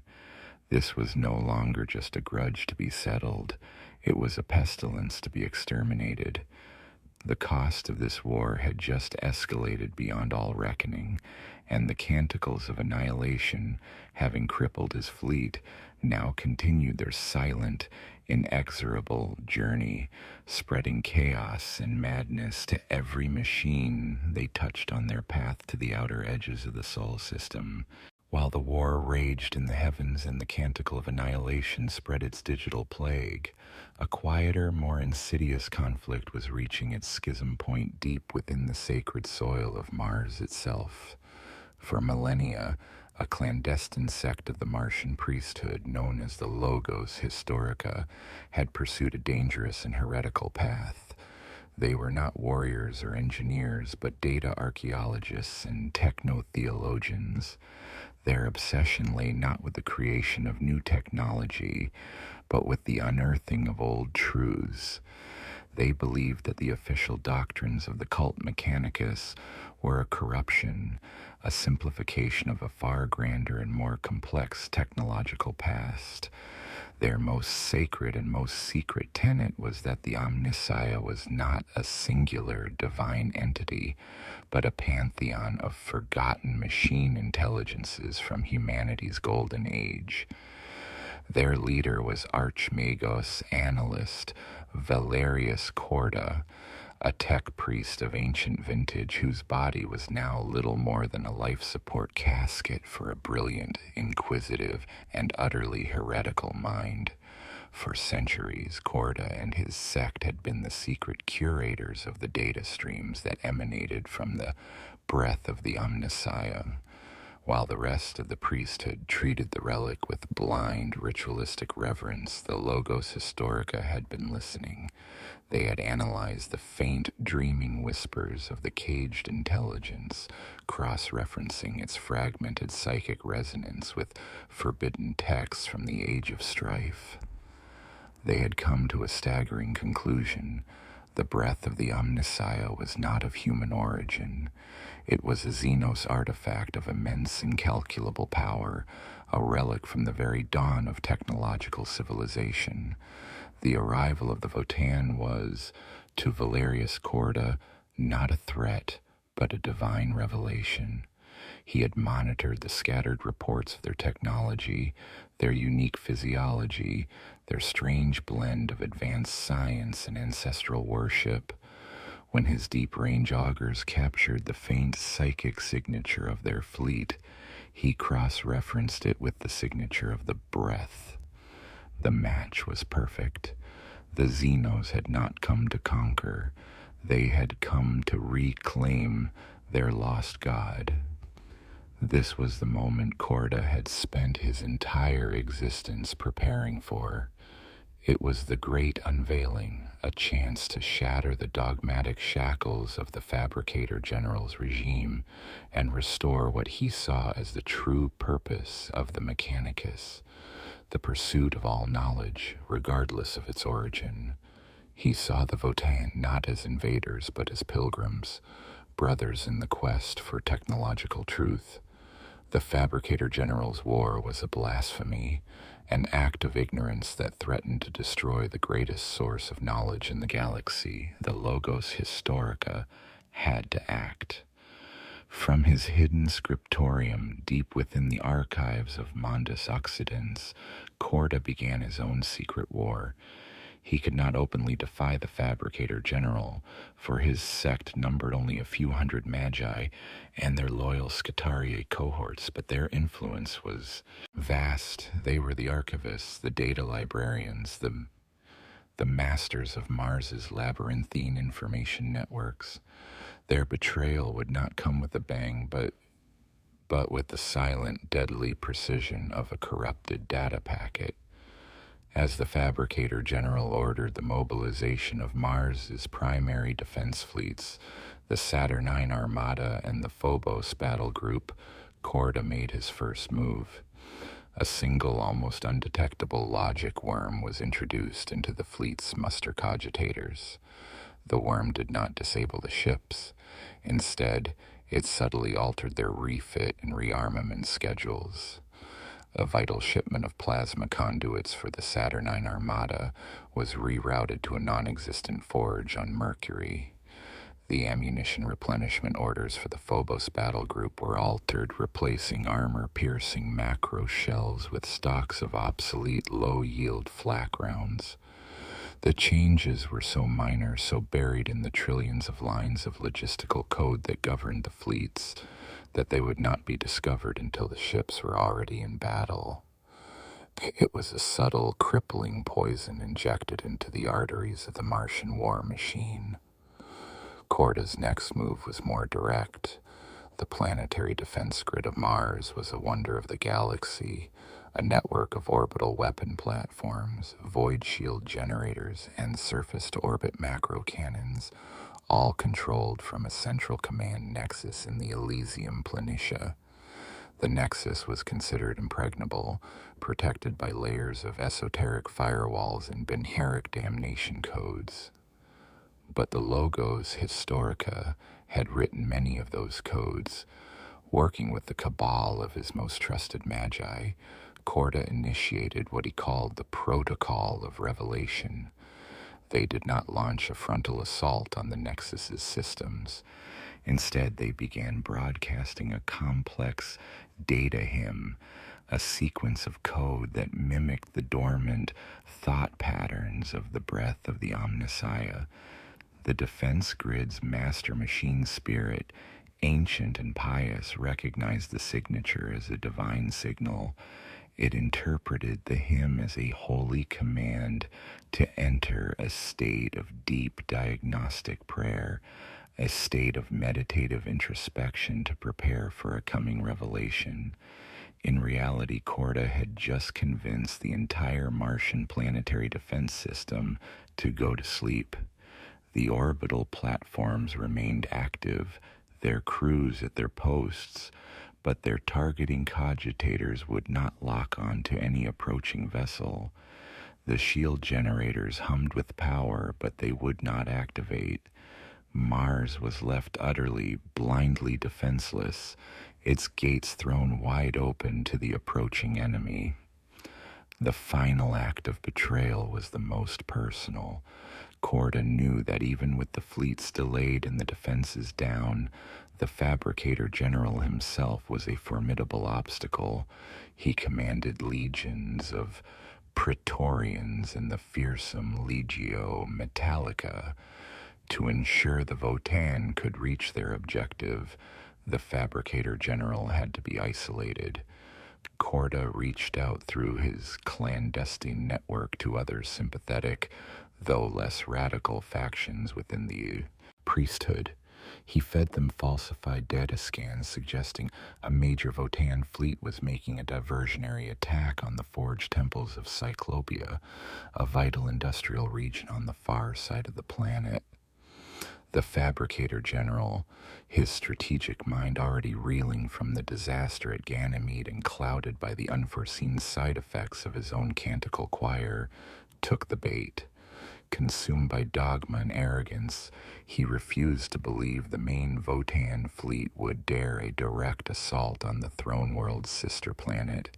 He saw the threat to Cyclopia as the main thrust, a logical attack on his industrial base. He personally led a vast host of Scutarii and the bulk of the Legio Metallica on a forced march across the Red Deserts to reinforce the Forge, a journey that would take him days. He was chasing a ghost, a phantom army created by the lies of Valerius Corda, while the real enemy bore down on his now undefended capital. From his scriptorium, Corda monitored the Votan fleet's approach. They were wounded, limping from the effects of the Canticle of Annihilation, but they were coming. He felt a sense of divine, terrifying purpose. He was betraying his oaths, his master, and 10,000 years of tradition. He was plunging Mars into a civil war it might not survive. But he was doing it for what he believed was a greater good. He was choosing knowledge over faith, truth over dogma. He was preparing to welcome the Xenos, not as a conqueror, but as a liberator. As the Gilded Fist Coalition, battered but resolute, finally entered Martian orbit unopposed, Valerius Corda transmitted a single open message on a channel he knew the Votan would be monitoring. It was not in High Gothic or Benheric cant, but in a proto-linguistic code derived from the very first stirrings of human technology, a language of pure mathematics and logic that he prayed their machine god would understand. The message was simple. The path is open. The sleepers are awake. Knowledge awaits. War for the Adeptus Mechanicus was a matter of sacred logistics. It was a grand equation of resource allocation, servitor deployment, and ammunition expenditure, all calculated to achieve a divinely sanctioned outcome. The war against the Gilded Fist Coalition, however, had broken their equation. The sheer unexpected ferocity and efficiency of the Votan assault had forced Mars to burn through its stockpiles at a rate not seen since the Horus Heresy. The carefully managed reserves of adamantium plating, refined plasma, and nosospheric wafers, meant to last for centuries of routine galactic warfare, were being consumed in mere weeks. In the vast, continent-sized forge complexes that sprawled across the Martian landscape, the rhythm of production had become a frantic, discordant dirge. Production quotas were tripled, then quadrupled. Maintenance rituals, once sacrosanct procedures lasting weeks, were shortened to mere hours, their canticles of appeasement gabbled by overworked tech priests. The great conveyor belts that transported raw materials from the mines of the polar caps to the forges of the equator no longer moved with the stately measured pace. They screamed along their tracks, overloaded and groaning under the strain. Accidents became commonplace. A smelting cauldron would rupture, flooding a sublevel with molten metal and entombing 1,000 worker servitors. A plasma conduit would burst, vaporizing an entire manufactorum wing. These were not logged as tragedies, but as acceptable deviations in the new brutal calculus of war. The greatest cost, however, was in flesh. The Scutari legions of Mars were vast, but they were not infinite. The losses at Ganymede and in the void battles had been catastrophic. To replenish the ranks, the Fabricator General had enacted the tithe of the red flesh, a brutal and desperate measure. No longer was becoming a Scutari a holy calling for the worthy. It was a mandatory conscription. Tech adepts, menials, and even pilgrims who had come to Mars to worship were rounded up by cybernetic enforcers. They were dragged to the bioforges where their weak flesh was ruthlessly stripped away and replaced with hardened steel and unforgiving circuitry. The process, normally a painstaking art, became a butcher's assembly line. Augmetics were crudely attached, minds were scrubbed with punishing electro-rites, and loyalty indoctrination was uploaded in raw, agonizing streams. Hordes of new Scutarii were churned out, their eyes glowing with a mixture of zealous programming and the lingering terror of their transformation. They were sent to the front lines with minimal training, their purpose not to fight skillfully, but to die in sufficient numbers to slow the Xenos' advance. For the Votan, the logistical strain was of a different nature. Theirs was not a crisis of resources, but of repair and adaptation. The Gilded Fist Coalition was an expeditionary force, a self-contained ecosystem of war and industry, operating millions of light years from its home forges. They expected a swift, decisive campaign, not this grinding, attritional nightmare.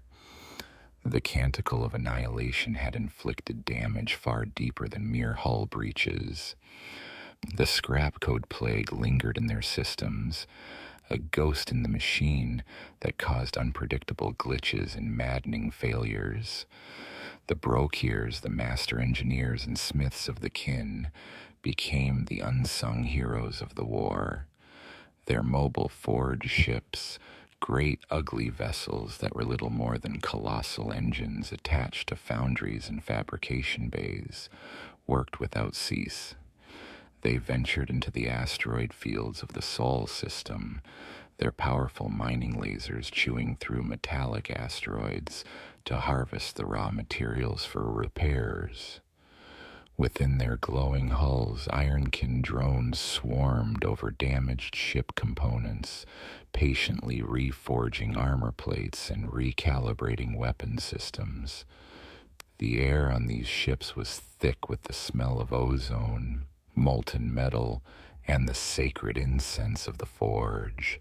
The Brokier Iron Masters and their Forge Masters directed this immense effort with grim, stoic determination. They slept in 4-hour cycles, their minds constantly engaged in solving impossible engineering problems. How do you replace the shattered spine of an ironclad cruiser while under sporadic attack from Mechanicus long-range patrols? How do you purge a logic virus from a ship's core cogitator when the virus itself has learned to mimic the machine's own spirit? They jury-rigged, they innovated, they bypassed corrupted systems with chunky, overbuilt analog controls. Their repairs were often ugly, great patches of unpainted, freshly smelted iron welded over the sleek, dark hulls of the warships. But they were strong. They held. Every ship they returned to the battle line was a testament to their skill and their unyielding belief that any problem could be solved with enough ingenuity and a big enough hammer. The cost in Kinlivs was felt more keenly than the Mechanicus felt its own losses. The Votan were not a teeming horde like humanity. Every Hearthkin warrior, every Broker engineer, every Einhir Hearthguard was a valuable, long-lived individual, a strand in the fabric of their society. The oath holds aboard the ships became somber places, the names of the fallen meticulously carved into memorial stones. The grudge against the Mechanicus grew with every name added. The loss was not just tactical, it was personal. They were sacrificing generations of their people for this one sacred cause. To sustain their ground forces, the Votan deployed their most ingenious logistical creation, the Hecaton land fortress. These vehicles were more than just tanks. They were mobile bases.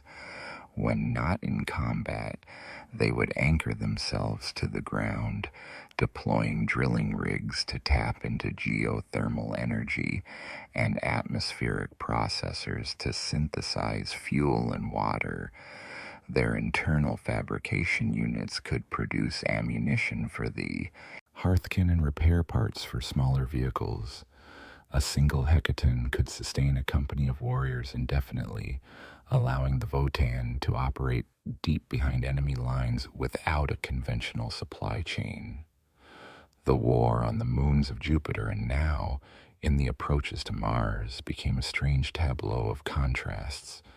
The Mechanicus relying on their continent-spanning centralized industry, while the Votan operated as a dispersed, cellular, and highly adaptable organism of war. The sheer, staggering expenditure of the conflict was creating a new, desolate reality in the Sol system.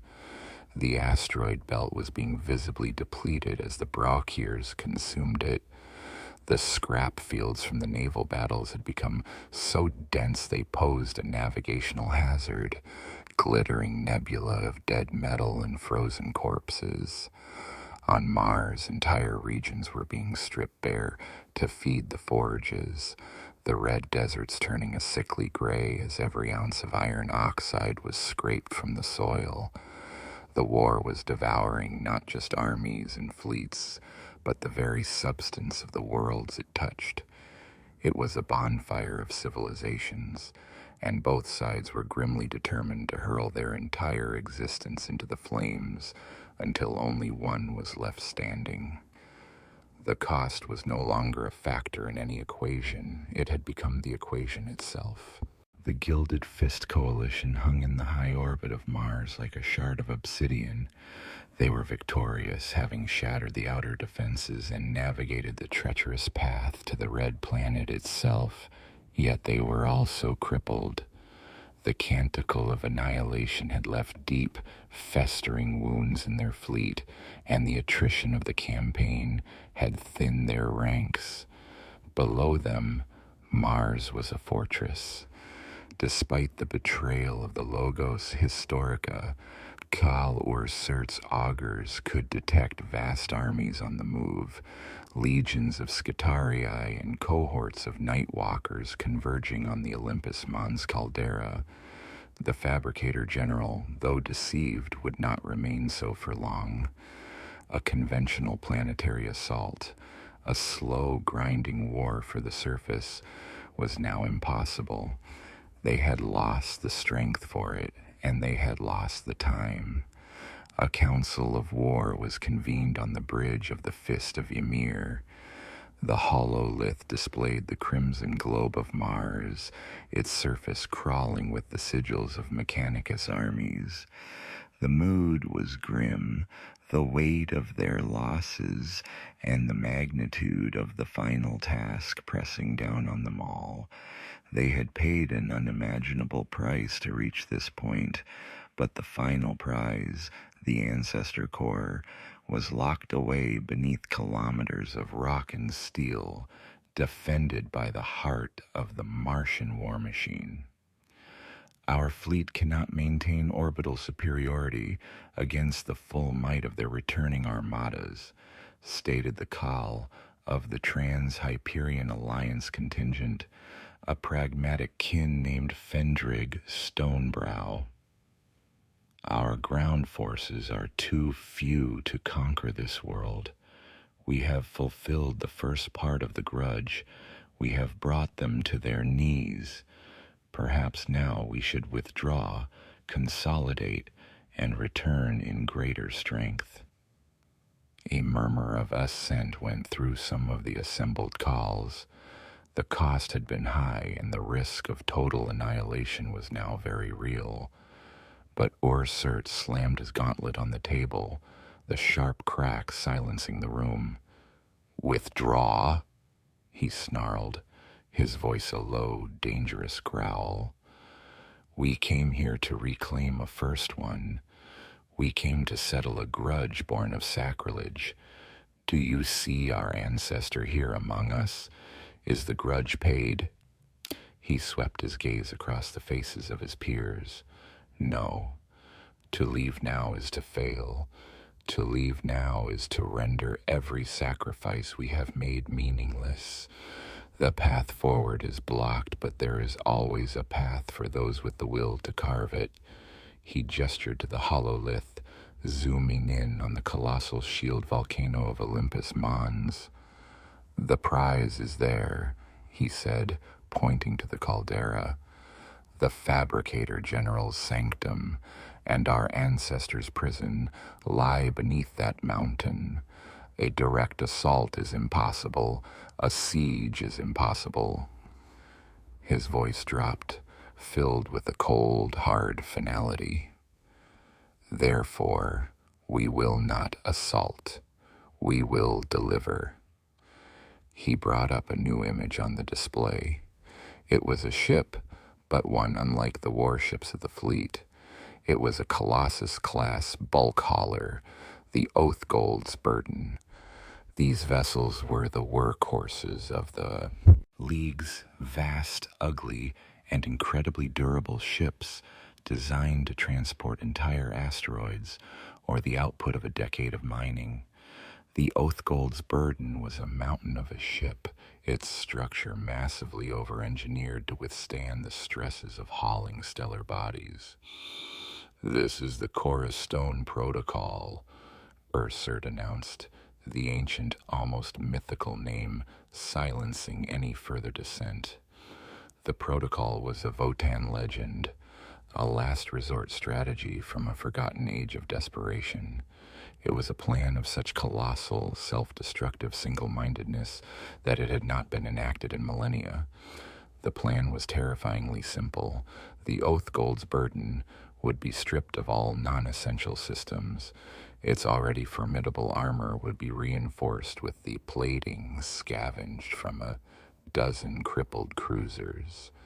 Its prow would be fitted with a custom-forged, multi-layered adamantium drill ram, a creation of the finest brokiers in the fleet. Its vast cargo holds would be filled not with ore, but with thousands of ironkin shock troops, the tireless, unfeeling robotic soldiers of the Leagues. The remaining Einhir Hearthguard and a legion of Hearthkin berserkers would be stationed near the prow, ready for immediate deployment. The ship's engines would be overcharged to the point of self-destruction, and then, with its Geller field projected forward as a makeshift battering ram shield, it would be set on a direct terminal velocity collision course with the Olympus Mons Caldera. It was not a ship, it was a bullet, a world breaker aimed at the heart of Mars. It was a suicide mission on a scale that dwarfed any single act of war. The ship, and everyone who could not be evacuated in time, would be utterly annihilated in the impact. But the hope, the desperate gamble, was that its sheer kinetic energy and reinforced structure would allow it to punch through the miles of rock and fortifications, cracking open the Fabricator General's sanctum and creating a beachhead deep within the enemy's most sacred ground. "The Ironkin will form the first wave," Ursert declared. "They feel no fear. They will secure the breach. I will lead the Hearthguard and the Hearthkin in the second wave, teleporting into the breach the moment it is created. The rest of the fleet will engage the returning Mechanicus armadas, buying us the time we need. They will fight to the last ship to give us this one chance." There were no more arguments. The sheer, magnificent insanity of the Cornerstone Protocol commanded a kind of awe. It was a kin solution to an impossible problem. When faced with a mountain, you do not climb it. You become a bigger, harder mountain and smash it to dust. The preparations began immediately. The entire Gilded Fist coalition turned its remaining industrial might to the task of transforming the Oathgold's burden into a weapon of mass destruction. Brokair forge masters swarmed over its hull, their plasma cutters and rivet guns working day and night. The ship groaned and shuddered as new massive armor plates were welded onto its frame. Inside, the Ironkin legions marched into the cargo bays, their optical sensors glowing with cold, logical purpose as they were bolted into crash restraints. Ursert stood with his personal Hearthguard as they oversaw the final arming. He looked at the faces of his warriors, kin he had fought alongside for centuries. None of them flinched from the coming task. They were the tip of the spear, and they knew their fate. They would either reclaim their ancestor or die at the heart of their enemy's world. There was no other outcome. Finally, the great beast was ready. The Oath Gold's burden was a misshapen, monstrous thing, more akin to a fortified asteroid than a starship. Its engines began to glow, a furious, unstable blue, the containment fields barely holding back the immense energies within. The fleet cleared a path, forming a sacrificial screen between it and the approaching Mechanicus relief forces. From the bridge of the Fist of Emir, the final commands were given. The crew of the Oath Gold's burden, a skeleton crew of Brokiers who had volunteered for the one-way trip, locked in the final coordinates. Then, with a final defiant broadcast to the fleet, the grudge will be paid. They engaged the primary drive. The Oath Gold's burden accelerated with a force that should have torn it apart. It surged forward, a man-made meteor aimed at the heart of Mars. It crossed the space between orbit and atmosphere in minutes, glowing like a second sun as friction and weapons fire from the surface began to boil away its outer armor. It was a testament to the Brokier's craft that it held together. On it came, a finger of pure, concentrated vengeance, aimed at the serene, majestic peak of Olympus Mons. The desperate gambit had been launched. Now only ruin awaited. The impact of the Oath Gold's burden was a geological event. It struck the summit caldera of Olympus Mons not with the sound of an explosion, but with the deep, world-shuddering groan of a planet being broken. The kinetic energy released was equivalent to 1,000 exterminatus-grade warheads, turning the mountain's peak into a blossoming flower of molten rock and vaporized adamantium. A seismic shockwave rippled across the surface of Mars, cracking the domes of distant forged cities and toppling ancient statuary. The sky for 1,000 kilometers around was filled with a cloud of superheated dust that blotted out the sun. Deep beneath the mountain, in the Noctis Labyrinthus, the Fabricator General's command sanctum was torn apart. Entire levels of workshops, scriptoriums, and servitor bays collapsed into a newly formed incandescent chasm. The Votan's gambit had worked beyond their wildest expectations. The Oath Gold's burden, or what was left of its reinforced prow, had punched through kilometers of fortified rock and ceramite, coming to rest deep within the subterranean labyrinth, its hull a jagged, glowing gateway into the heart of Mars. From the ruptured holds of the wreckage, the Ironkin legions deployed. They marched out into the fire and ruin with unnerving silence, their optical sensors cutting through the dust-choked darkness. They met no organized resistance, only chaos. Surviving Scutarii and Praetorian guards, stunned and disoriented, were cut down by methodical volleys of autocannon fire. The Ironkin did not conquer. They cleansed, establishing a secure perimeter around the breach with cold robotic efficiency, their programming focused on a single objective: create the beachhead. Moments later, a series of teleportation flares lit up the cavernous wound in the mountain. Kal Ur-Surt and his Einhir Hearthguard materialized, their heavy exo-armor thudding onto the trembling deck plates. They were followed by wave after wave of Hearthkin berserkers, their faces grim, their axes hungry. Ur-Surt took in the scene of apocalyptic devastation, the smell of burnt rock and ozone filling his helmet's rebreather. "The ancestor is close," he growled, feeling the psychic resonance of the Votan core thrumming through the very stone beneath his feet. "All units advance, let nothing stand in your way." The Votan host plunged into the depths of the Mechanicus sanctum, a tide of vengeful iron. They fought their way through shattered corridors and collapsed halls, their bolters and ion blasters echoing in the subterranean darkness.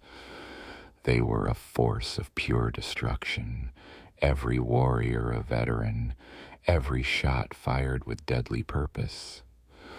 But the Adeptus Mechanicus was not yet broken. From the deeper, undamaged levels of the sanctum, a furious counterattack was mounting. The Fabricator General, Kelbor Hal himself, had survived the impact. His sanctum was breached, his armies in disarray, but his cold, analytical mind was now consumed by a singular, incandescent rage. The Xenos had not merely attacked his world, they had defiled his holy of holies. This was a blasphemy that could only be answered with total annihilation. They seek to profane the Omnissiah's breath. His Benharic scream echoed through the vox net of his remaining forces. They will find only his wrath. Awaken the wrath of Solix. The final canticle must be sung. As Ursert and his vanguard broke into the final approach to the Anima Sanctum, the chamber housing the Ancestor Core, their path was blocked. A set of adamantium blast doors, each 100 meters high, slowly ground open, revealing a chamber of truly colossal scale. At its center, rising from a pool of shimmering coolant fluid, was a machine that defied sanity. It was not a Titan, nor a Knight. It was an Ordinatus, a unique and terrible engine of war from the darkest days of the Horus Heresy. This was the Ordinatus Minor, the wrath of Solix. Its form was a blasphemous fusion of technology and cathedral architecture. It moved on 100 massive piston-driven legs, its chassis a fortress of brass and iron bedecked with arcane weaponry. But its primary weapon, mounted on a vast rotating turret where a head should be, was a sonic disintegrator of a forgotten and terrible design. And fused into its command throne, his emaciated ancient body, a mere component in the vast machine, was the Fabricator General, his augmented eyes glowing with cold red light fixed on the approaching Votan. Xenos filth, the Ordinatus boomed, its voice a chorus of synthesized hatred and holy scripture. You have trespassed upon the sacred. You have brought your corruption to the machine heart of the Imperium. For this, you will be unmade. The wrath of Solix fired its primary weapon. It did not unleash a beam or a projectile, but a wave of pure sonic force, a focused scream of reality-warping frequency.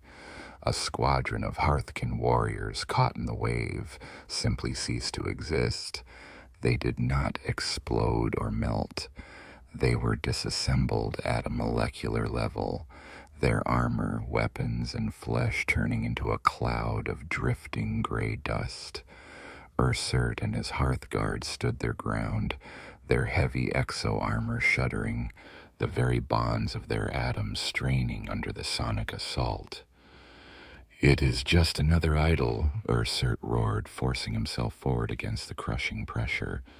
A bigger, louder idol. Hearthguard concentrate fire on its leg joints.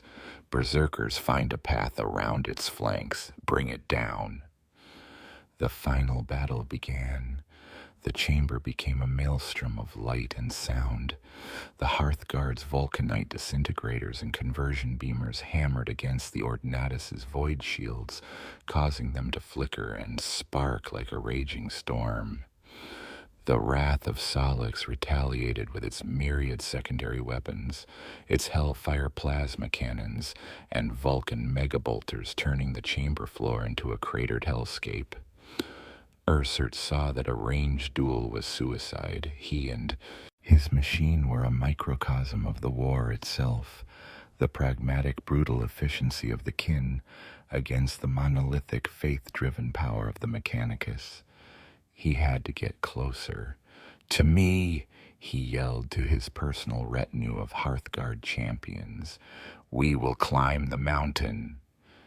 Using their teleport crests, Ursert and his 5 champions began a series of short, disorienting micro-jumps, blinking in and out of existence to bypass the storm of defensive fire.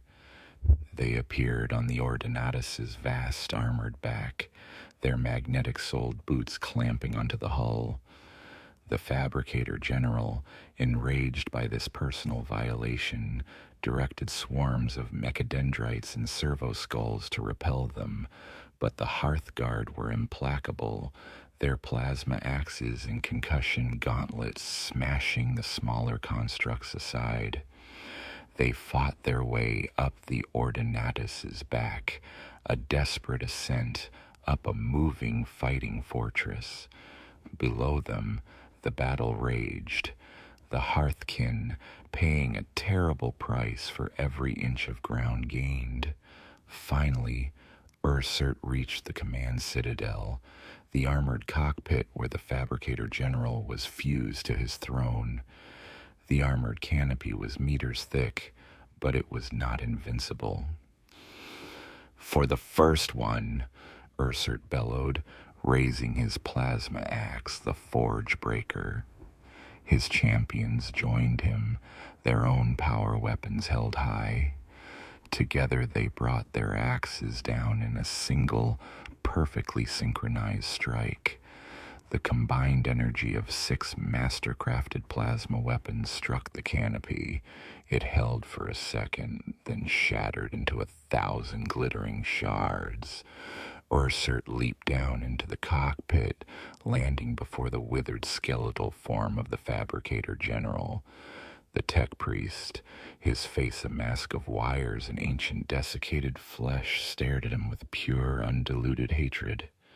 Heretic, the Fabricator General rasped, his own mechadendrites lashing out like striking serpents. Ursert simply strode forward, batting the metal tentacles aside. He raised the Forge Breaker, its plasma blade humming with barely contained power. The grudge is owed, he said, his voice cold and devoid of all emotion, and the grudge is now paid. He brought the axe down. The last thing the Fabricator General of the Adeptus Mechanicus saw was the blinding, white-hot flare of Votan vengeance. The blow severed his connection to the Ordinatus. The great war machine shuddered, its weapons falling silent. A moment later, its reactor, deprived of its master's control, went critical. The wrath of Salix exploded in a blinding flash of light, its death throw consuming the final desperate counterattack of the Mechanicus. The path to the Anima Sanctum was finally, bloodily, open. The explosion of the Ordinatus tore the heart out of the Martian defense and blasted open the final gateway. Through the settling dust and the acrid smoke of burnt machinery, Khal Ursert and the survivors of his vanguard beheld their final prize. The Anima Sanctum was a place of breathtaking, sterile beauty. It was a perfect spherical chamber, its walls woven from living crystal that pulsed with a soft internal silver light. At its exact center, suspended in a crackling golden stasis field, was the Ancestor Core. It was exactly as the Pict captures had shown, a vast obsidian black sphere, featureless, ancient, and silent. This was the breath of the Omnissiah. This was the first one. This was the entire purpose of their apocalyptic war. A wave of profound religious awe washed over the Votan warriors. They lowered their weapons, their battle rage replaced by a deep, instinctual reverence. Even the berserkers fell silent, their axes held loosely at their sides. They had fought through hell, sacrificed their fleets and their kin, and now they stood in the presence of one of their sleeping gods. Grimnir Cole, who had teleported in with the final wave, stepped forward, his face a mask of grim elation. Blood still stained his beard from the effort of his psychic battle, but his eyes shone with triumph. "The grudge is fulfilled," the Grimnir intoned, his voice echoing in the sudden silence. "The sacrilege will be undone. Prepare the rite of waking." The Brokires and Ironkin moved forward with practiced solemnity. They carried arcane devices of calibration and resonance, tools designed for a task that had not been performed in 10,000 years. They began to attach their instruments to the massive golden pylons that powered the stasis field, chanting low, rhythmic hymns of connection in their technical tongue. Their goal was not to shatter the field, but to carefully, gently unravel it, to coax the sleeping mind within back to consciousness without causing a traumatic shock. But the battle was not over. Even as the rite began, the last desperate remnants of the Mechanicus defense launched their final suicidal attack. From hidden alcoves and side passages, cohorts of Skitarii fanatics and enraged Sicarian assassins poured into the sanctum. They were no longer fighting a tactical battle. They were religious zealots trying to prevent the ultimate desecration of their holiest relic. Their faith gave them a strength beyond reason. "Defend the Grimnir!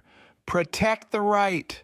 Ursert roared, his own reverence instantly replaced by the cold necessities of war.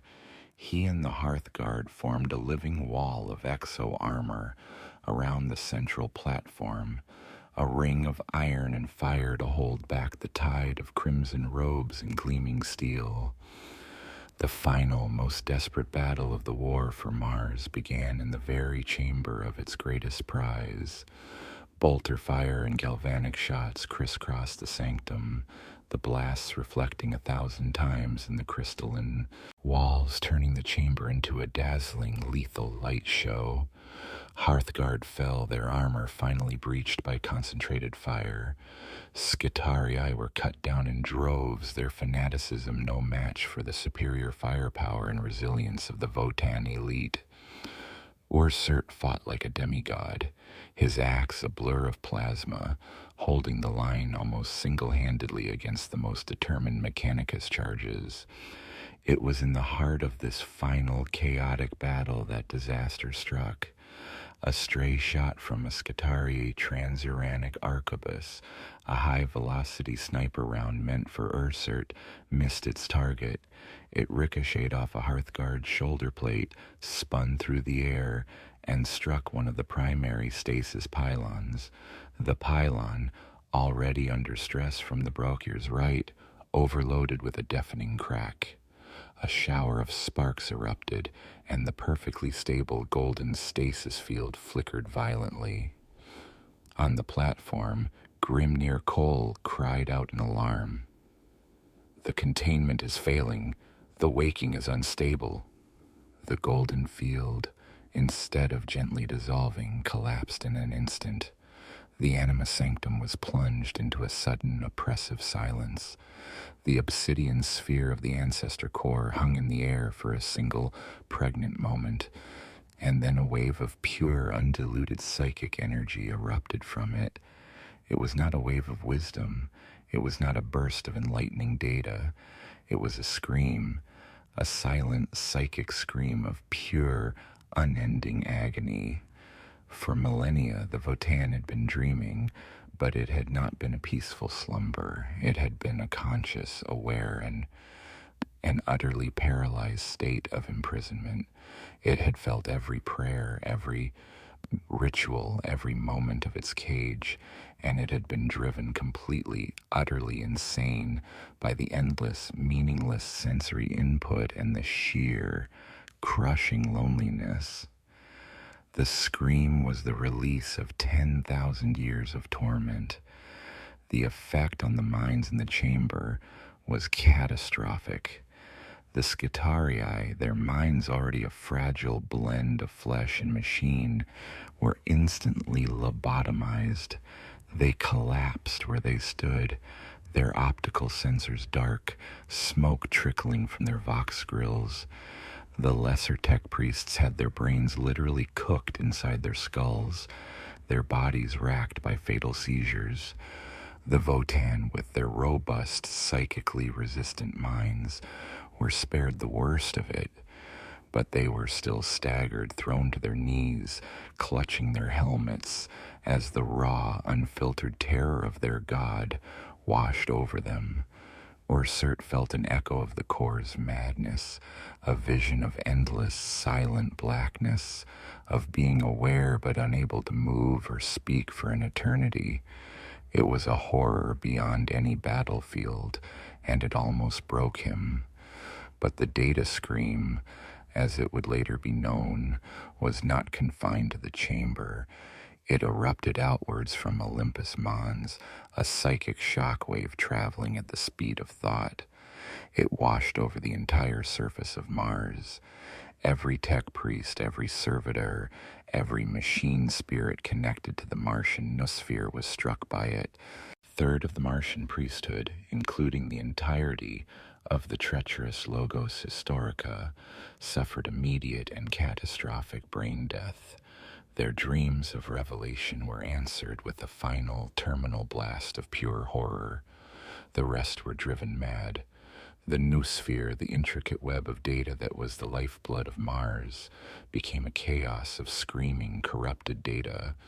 Machine spirits infected with the Votan's insanity went rogue. On the production lines, servitors began to murderously attack their masters. In the Titan hangars, the god machines of the Legio Metallica awoke on their own, their machine spirits roaring in confusion and rage, and began to attack each other.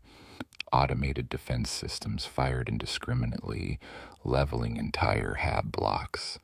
Mars, the planet of perfect order and logic, was transformed in a single instant into a madhouse, a world-spanning technological civil war. Back in the Anima Sanctum, the screaming finally subsided. The ancestor core still hung in the air, but now the silver light within it was a frantic, terrified flicker. It had awoken, but its mind was shattered, a ruin of torment and fractured memories. The Votan had won. They had reached their god. But the victory was not one of glorious revelation. It was a Pyrrhic victory of the most tragic kind. They had set out to rescue a wise, sleeping ancestor, a source of strength and knowledge. Instead, they had unleashed a mad god upon the galaxy, and its first act had been to utterly destroy the world of its captors, and in doing so, damn itself and its rescuers to a future of shared, unending nightmares.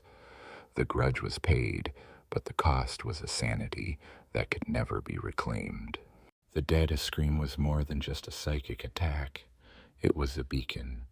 In the dark, cold spaces of the Kuiper Belt, where the sun was but the brightest of stars, a fleet had been lurking. They were ships of bone and tarnished brass, their hulls twisted into forms of geometric blasphemy, adorned with the 8-pointed star of chaos. This was the Stygian fleet of the dark Mechanicum, led by the arch-heretic Xantharpacool, a demon-fused monstrosity who had fled Mars during the schism of Horus.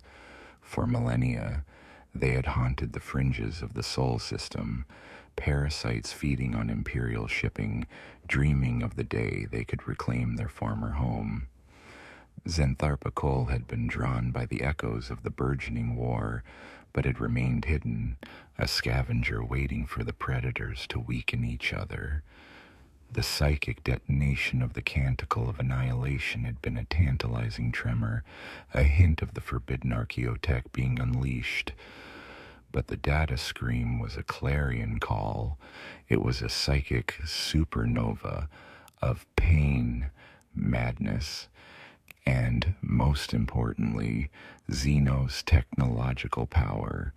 It promised a prize beyond all reckoning, a living, sentient Xenos machine god, an entity that could be captured, vivisected, and its secrets plundered to fuel the dark ambitions of chaos.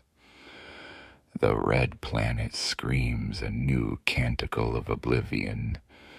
Xantharpakul's voice, a chorus of screeching static and demonic whispers, echoed across the bridge of his flagship, the Iron Blasphemer. The loyalist dogs have broken their pet idol. Its power is unbound. All ships, ignite the soul forges. We make for Mars. The prize will be ours. The Stygian fleet moved with unnatural speed, their warp-tainted engines tearing holes in real space, allowing them to cross the vast distances of the outer system in a fraction of the time it would take a conventional fleet. They fell upon the Sol system like a pack of wolves, a tide of corrupted, gibbering machine monsters. In orbit above Mars, the Gilded Fist Coalition was in chaos. The data scream had affected their ships as well, though the robust nature of the kin and the Ironkin had prevented a total collapse. Systems flickered, cogitators produced nonsensical outputs, and a deep psychic malaise had settled over the crews. They were attempting a desperate consolidation, trying to establish a stable orbit from which to evacuate Kal Ursert and the now liberated Ancestor Corps. Their mighty fleet was a shadow of its former self, a wounded beast licking its sores. It was into this confusion that the dark Mechanicum struck. They materialized not in a disciplined formation, but in a chaotic swarm, their ships appearing from leprous green tears in the void. Their attack was immediate and utterly savage. Projectiles made from bound demons and screaming souls hammered against the shields of the Votan cruisers. Lances of pure warp energy, weapons that bypassed conventional defenses to boil the crew alive inside their own hulls, tore through the already damaged Votan ships. The naval battle for Mars became a three-sided nightmare. The loyalist Mechanicus fleet, crippled by the ongoing civil war on the planet below and the lingering effects of the data scream, was a disorganized mess. Ships with maddened machine spirits fired on their own allies, their commanders screaming contradictory orders in Benharic cant. The Votan, caught completely by surprise, struggled to form a coherent defense, their ships still suffering from system-wide glitches. And into this maelstrom came the fleet of chaos, a force that thrived on anarchy and whose very presence seemed to corrode reality itself. Aboard the Fist of Emir, alarms blared as a trio of dark Mechanicum cruisers, their prows carved into leering metallic skulls, bore down on them. "Unidentified hostiles," the Ironkin tactician reported, its voice strained for the first time. "Warp signatures detected. Their weapon profiles matched no known Imperial or Xenos configuration. They are illogical." "It does not matter what they are." Kal Ursert's voice cut through the chaos broadcast from the surface of Mars. "They stand between us and our escape. All ships, defend the evacuation corridor. Protect the Ancestor at all costs." The Votan, their pragmatism overriding their confusion, fought back with a cold, stubborn fury. Magna rail cannons, now guided by broker engineers using manual overrides, spat their hypervelocity slugs into the grotesque chaos vessels. One of the skull-proud cruisers was struck, the solid shot punching through its demonic shields and shattering its spine. It did not explode, but instead seemed to deflate, its structure imploding as the bound warp entities within were violently exorcised. But for every chaos ship they destroyed, 2 more seemed to take its place. The Stygian fleet was a nightmare made real. Smaller, fighter-sized constructs that looked like metallic bats with wings of screaming flesh swarmed the Votan ships. Helldrake demon engines swooped down, their claws tearing great rents in the armored hulls. Down on the surface, Ursert was facing his own crisis. The anima sanctum was collapsing, the psychic energies of the mad Votan destabilizing the very fabric of the mountain. He and his surviving Hearthguard were fighting a desperate rearguard action, dragging a hastily constructed repulsor sled that carried the now flickering, silent obsidian sphere of the Ancestor Core. They fought their way back towards the breach, the path littered with the twitching bodies of lobotomized Skitarii and the wreckage of their own forces.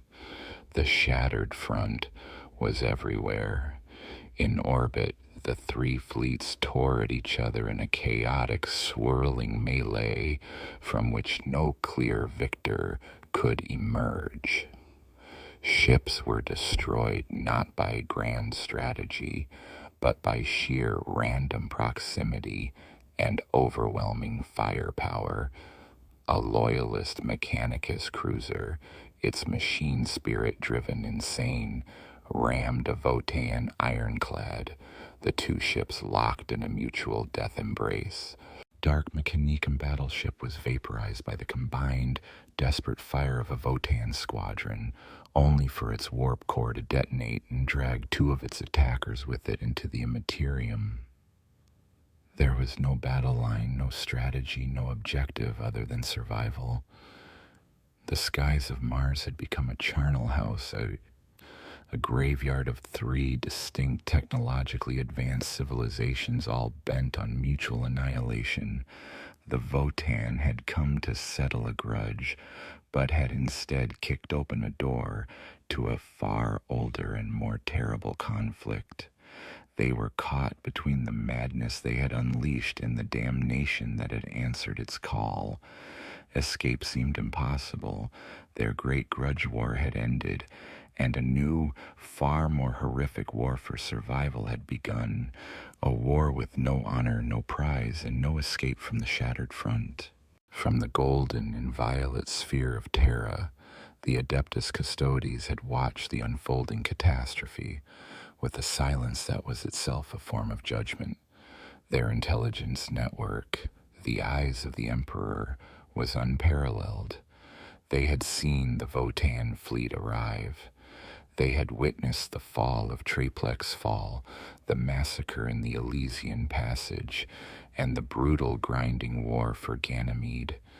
They had felt the psychic poison of the Canticle of Annihilation, and had been observers to the silent, treacherous schism within the Martian priesthood. They had done nothing. Mars was the domain of the Mechanicum, and its internal security, its wars and its heresies were its own to manage. The shield of the Emperor does not extend to protect the pride of its allies. But the data scream changed everything. That psychic detonation, originating a mere stone's throw from the throne world, was an intolerable threat. It was a psychic contagion that, if left unchecked, could potentially disturb the infinitely delicate machinery of the Golden Throne itself. Then came the arrival of the Dark Mechanicum, a chaos fleet of significant power appearing in the Emperor's own celestial backyard. This was no longer a Xenos invasion or a Mechanicus civil war. This was a fundamental breach of the Sanctum Imperialis, a profanity that could not be borne. On the bridge of the Sol Invictus, a Gloriana-class battleship of breathtaking beauty and terrifying power, Shield Captain Valerian of the Hikanatoi Guard gave the final solemn order. The Emperor's patience is at an end. His voice, resonant with the authority of his station, filled the vast chamber. The skies of the Sol system must be purged. All fleets engage. Show these warring factions the meaning of the Emperor's wrath. Spare no one. The guilty have revealed themselves by their very presence. Let none escape. The intervention of the Custodes was not like a battle. It was like a judgment handed down from on high, from hidden anchorages in the Oort cloud, from secret stations behind the moons of Saturn. The golden fleets emerged. They were not a large force by the standards of an Imperial Navy battle fleet, numbering less than 50 vessels in total, but each ship was a masterwork of art and war, crewed by the finest servants of the Imperium and captained by the demigod warriors of the Adeptus Custodes themselves. They translated into the chaotic three-way battle around Mars, not as another combatant, but as a cleansing fire. Their weapons, marvels of archaeotech not seen since the Great Crusade, fired with a precision that bordered on precognition, Volkite culverins, weapons that caused their targets to deflagrate from the inside out, tore through the engine rooms of dark Mechanicum cruisers. The Sol Invictus itself unleashed a volley from its primary macro cannons, each shell inscribed with micro-etched litanies of hatred. The shells struck a loyalist Mechanicus arc cruiser, a vessel whose maddened machine spirit had been firing on friend and foe alike. The Imperial ship, a veteran of 1,000 wars, was simply erased from existence, its sacrilegious madness silenced forever. The warring factions, locked in their desperate, swirling melee, were stunned by the arrival of this fourth overwhelming force. The Votan, the Loyalists, and the Heretics all faltered as the golden ships began their systematic, impartial extermination. There were no hails, no demands for surrender.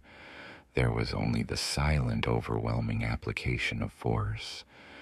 The Custodes were not there to win the battle. They were there to end it.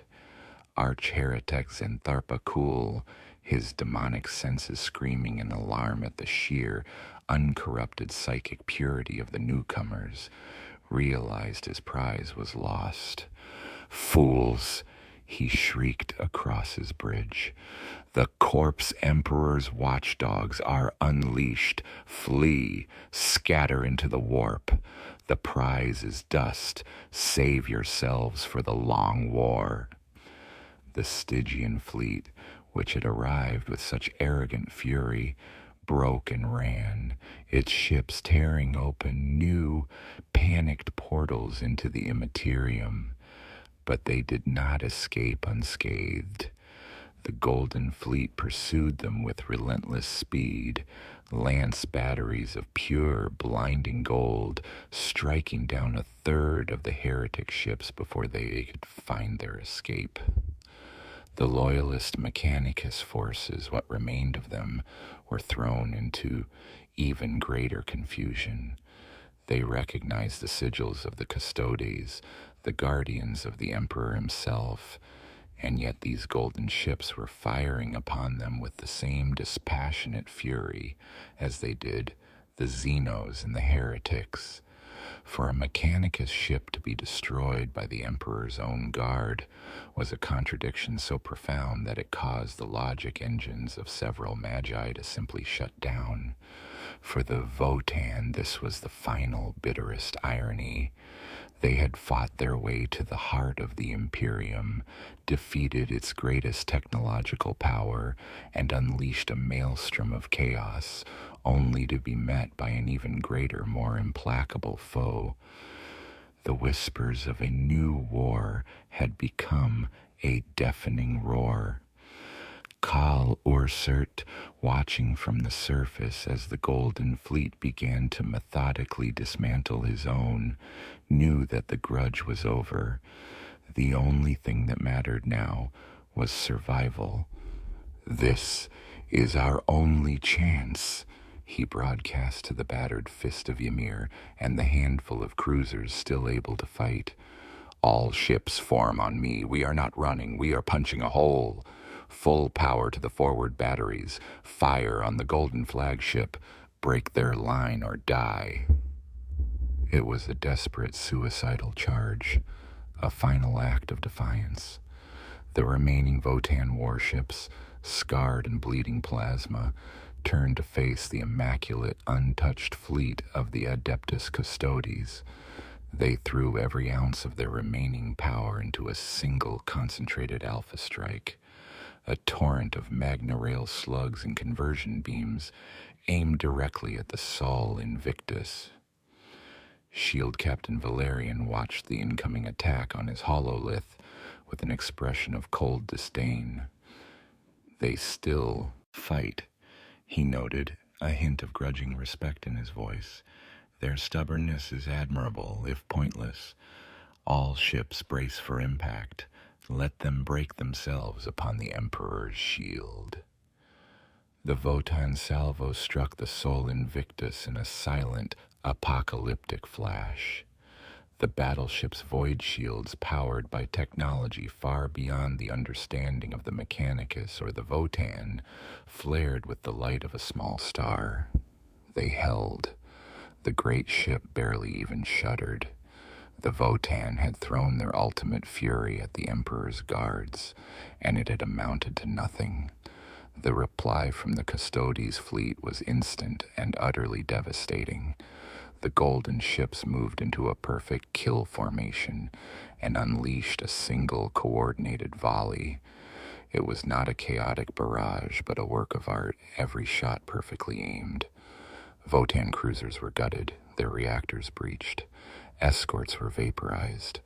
The Votan fleet, the mighty Gilded Fist coalition that had terrorized the Segmentum Solar, was broken, shattered, and annihilated in less than a minute.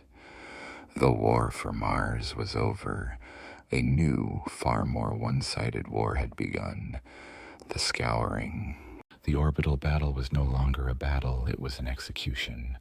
With the Gilded Fist Coalition's final defiant charge broken upon their shields, the Adeptus Custodes fleet began the methodical process of extermination. Yet Khal Ursurt's desperate gambit had not been entirely without purpose. The sheer concentration of the Votan's final attack had forced the Custodes fleet, for a brief few moments, to focus all its defensive power and offensive attention on a single point in space. It was a tiny window of opportunity born from the death of his fleet, and Ursert seized it with the tenacity of a drowning man grabbing for a rope. "Now!" he roared into his vox, his voice raw with grief and fury. "All power to the Forge Breakers Teleportarium. Bring us home."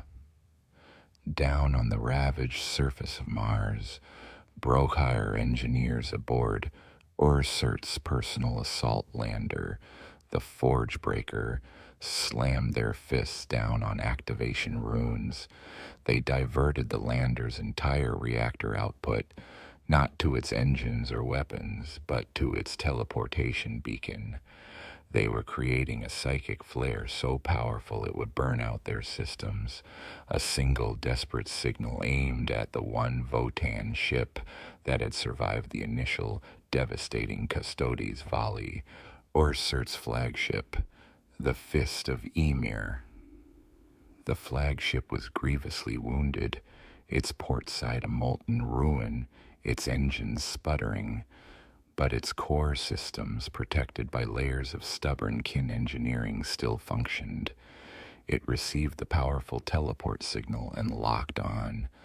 In the collapsing anima sanctum, Ursert and his last 20 Einhir Hearthguard grabbed onto the repulsor sled carrying the now dormant but psychically whimpering ancestor core.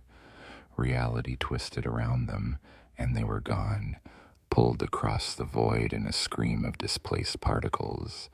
They rematerialized on the bridge of the Fist of Ymir in a shower of sparks and ozone. The ship groaned around them, the strain of the emergency teleport almost tearing its damaged structure apart. Ursert did not pause. "Helm!" he bellowed at the Ironkin pilot. "Emergency warp jump, now! Do not calculate the route. Just tear a hole and get us out of this cursed system." To make a blind, uncalculated jump from within a planet's gravity well was considered suicide by every void-faring race in the galaxy. It was a certain way to be torn apart by Empyrean tides or to simply translate into the heart of a star. But certain death in the warp was preferable to the absolute, certain death that awaited them at the hands of the Golden Fleet. The Ironkin helm, its logic circuits bypassed by the Khal's overriding command, complied. The Fist of Ymir's warp drives, already damaged, shrieked in protest as they were forced into an uncontrolled activation. Shield Captain Valerian, his attention turning from the wreckage of the Votan fleet to the lone, crippled flagship, saw the telltale shimmer of a forming warp portal.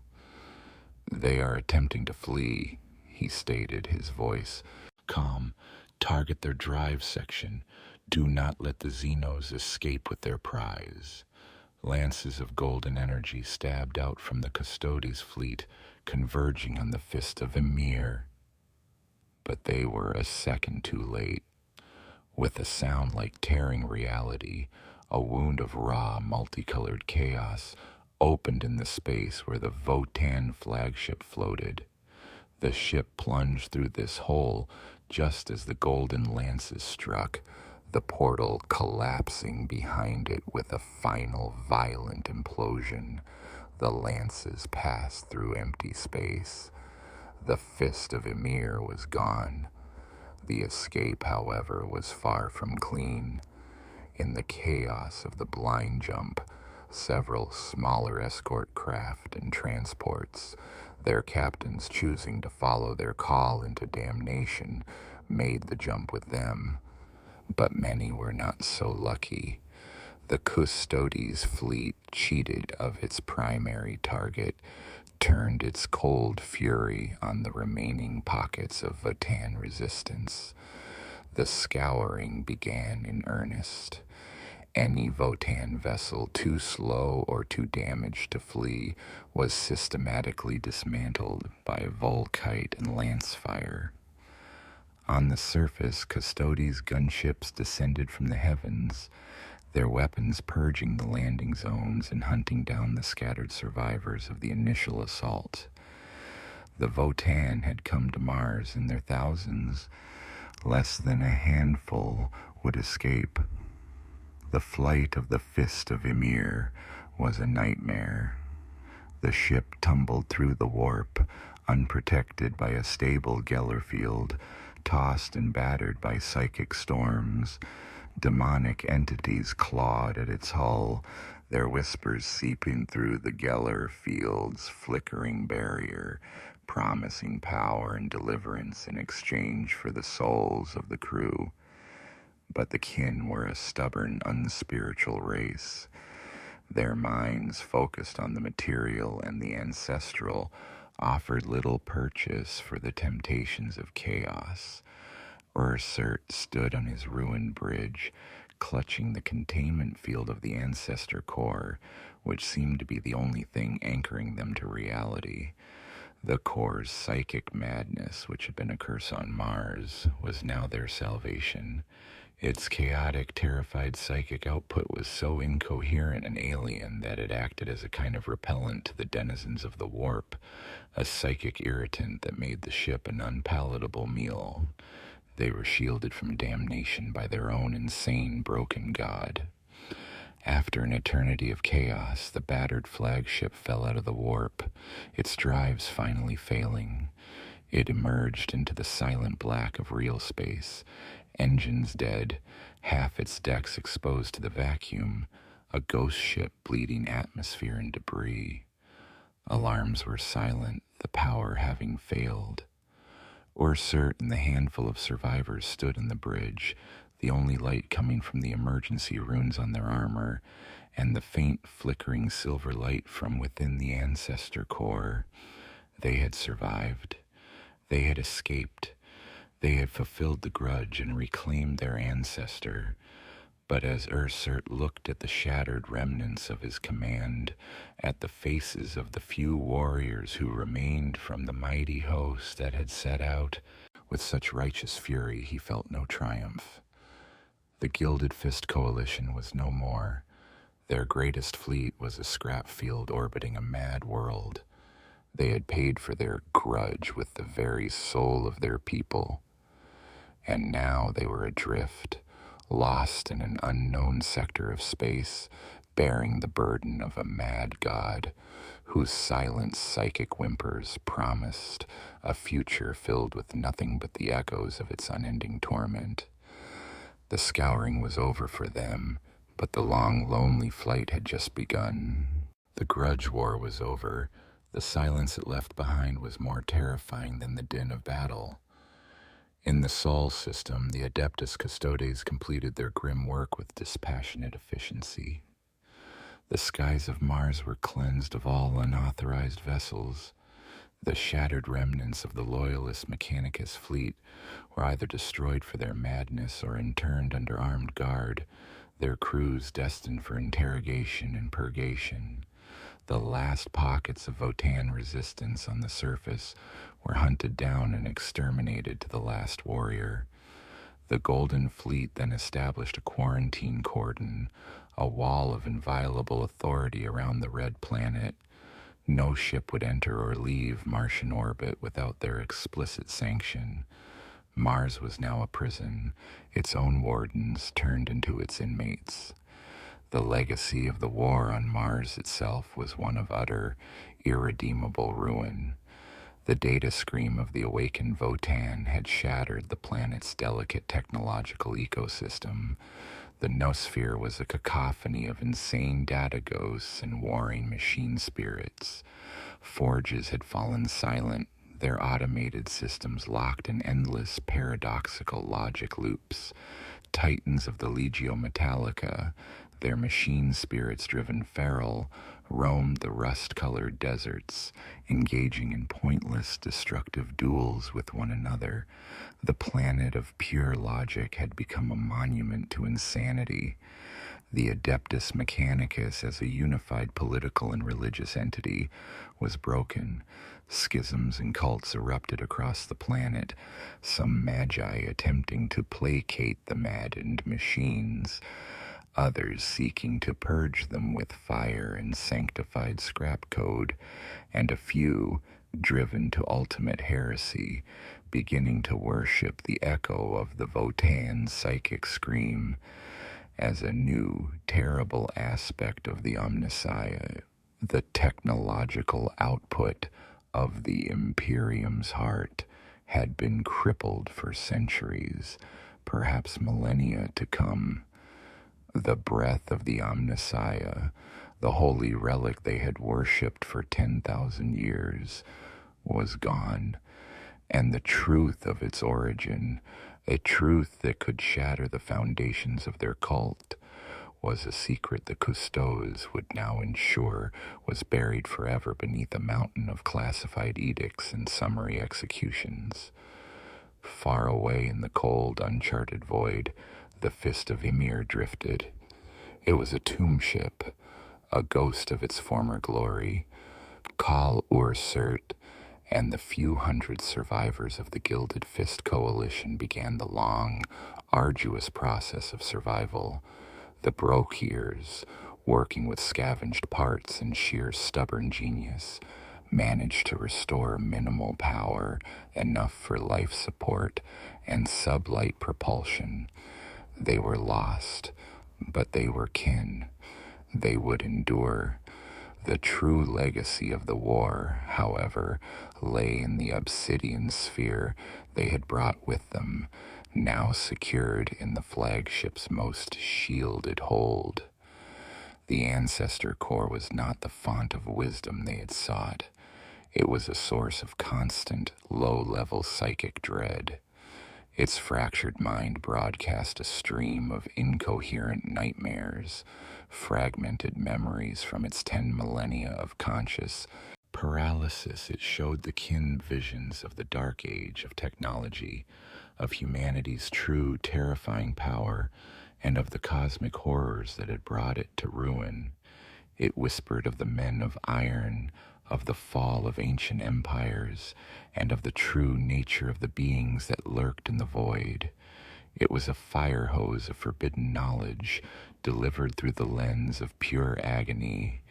The Grimnairs who had survived the Exodus tried to commune with it, to soothe its torment, but they were almost driven mad themselves. The Ancestor was broken beyond repair, yet it was still a Votan. It was their god, their ancestor, and their responsibility. They could not abandon it. They had become the eternal guardians of a mad god. Kal Ursert, the Forge Breaker, the conqueror of Mars, now bore a new, heavier title in the silence of his own mind.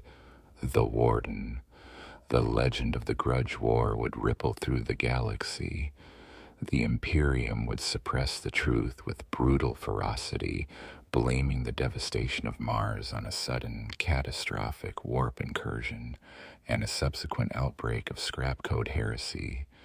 But whispers would persist, whispers of a new, powerful Xenos race that had humbled the mighty Adeptus Mechanicus, whispers of a war that had cracked the foundations of the Imperium's technological soul.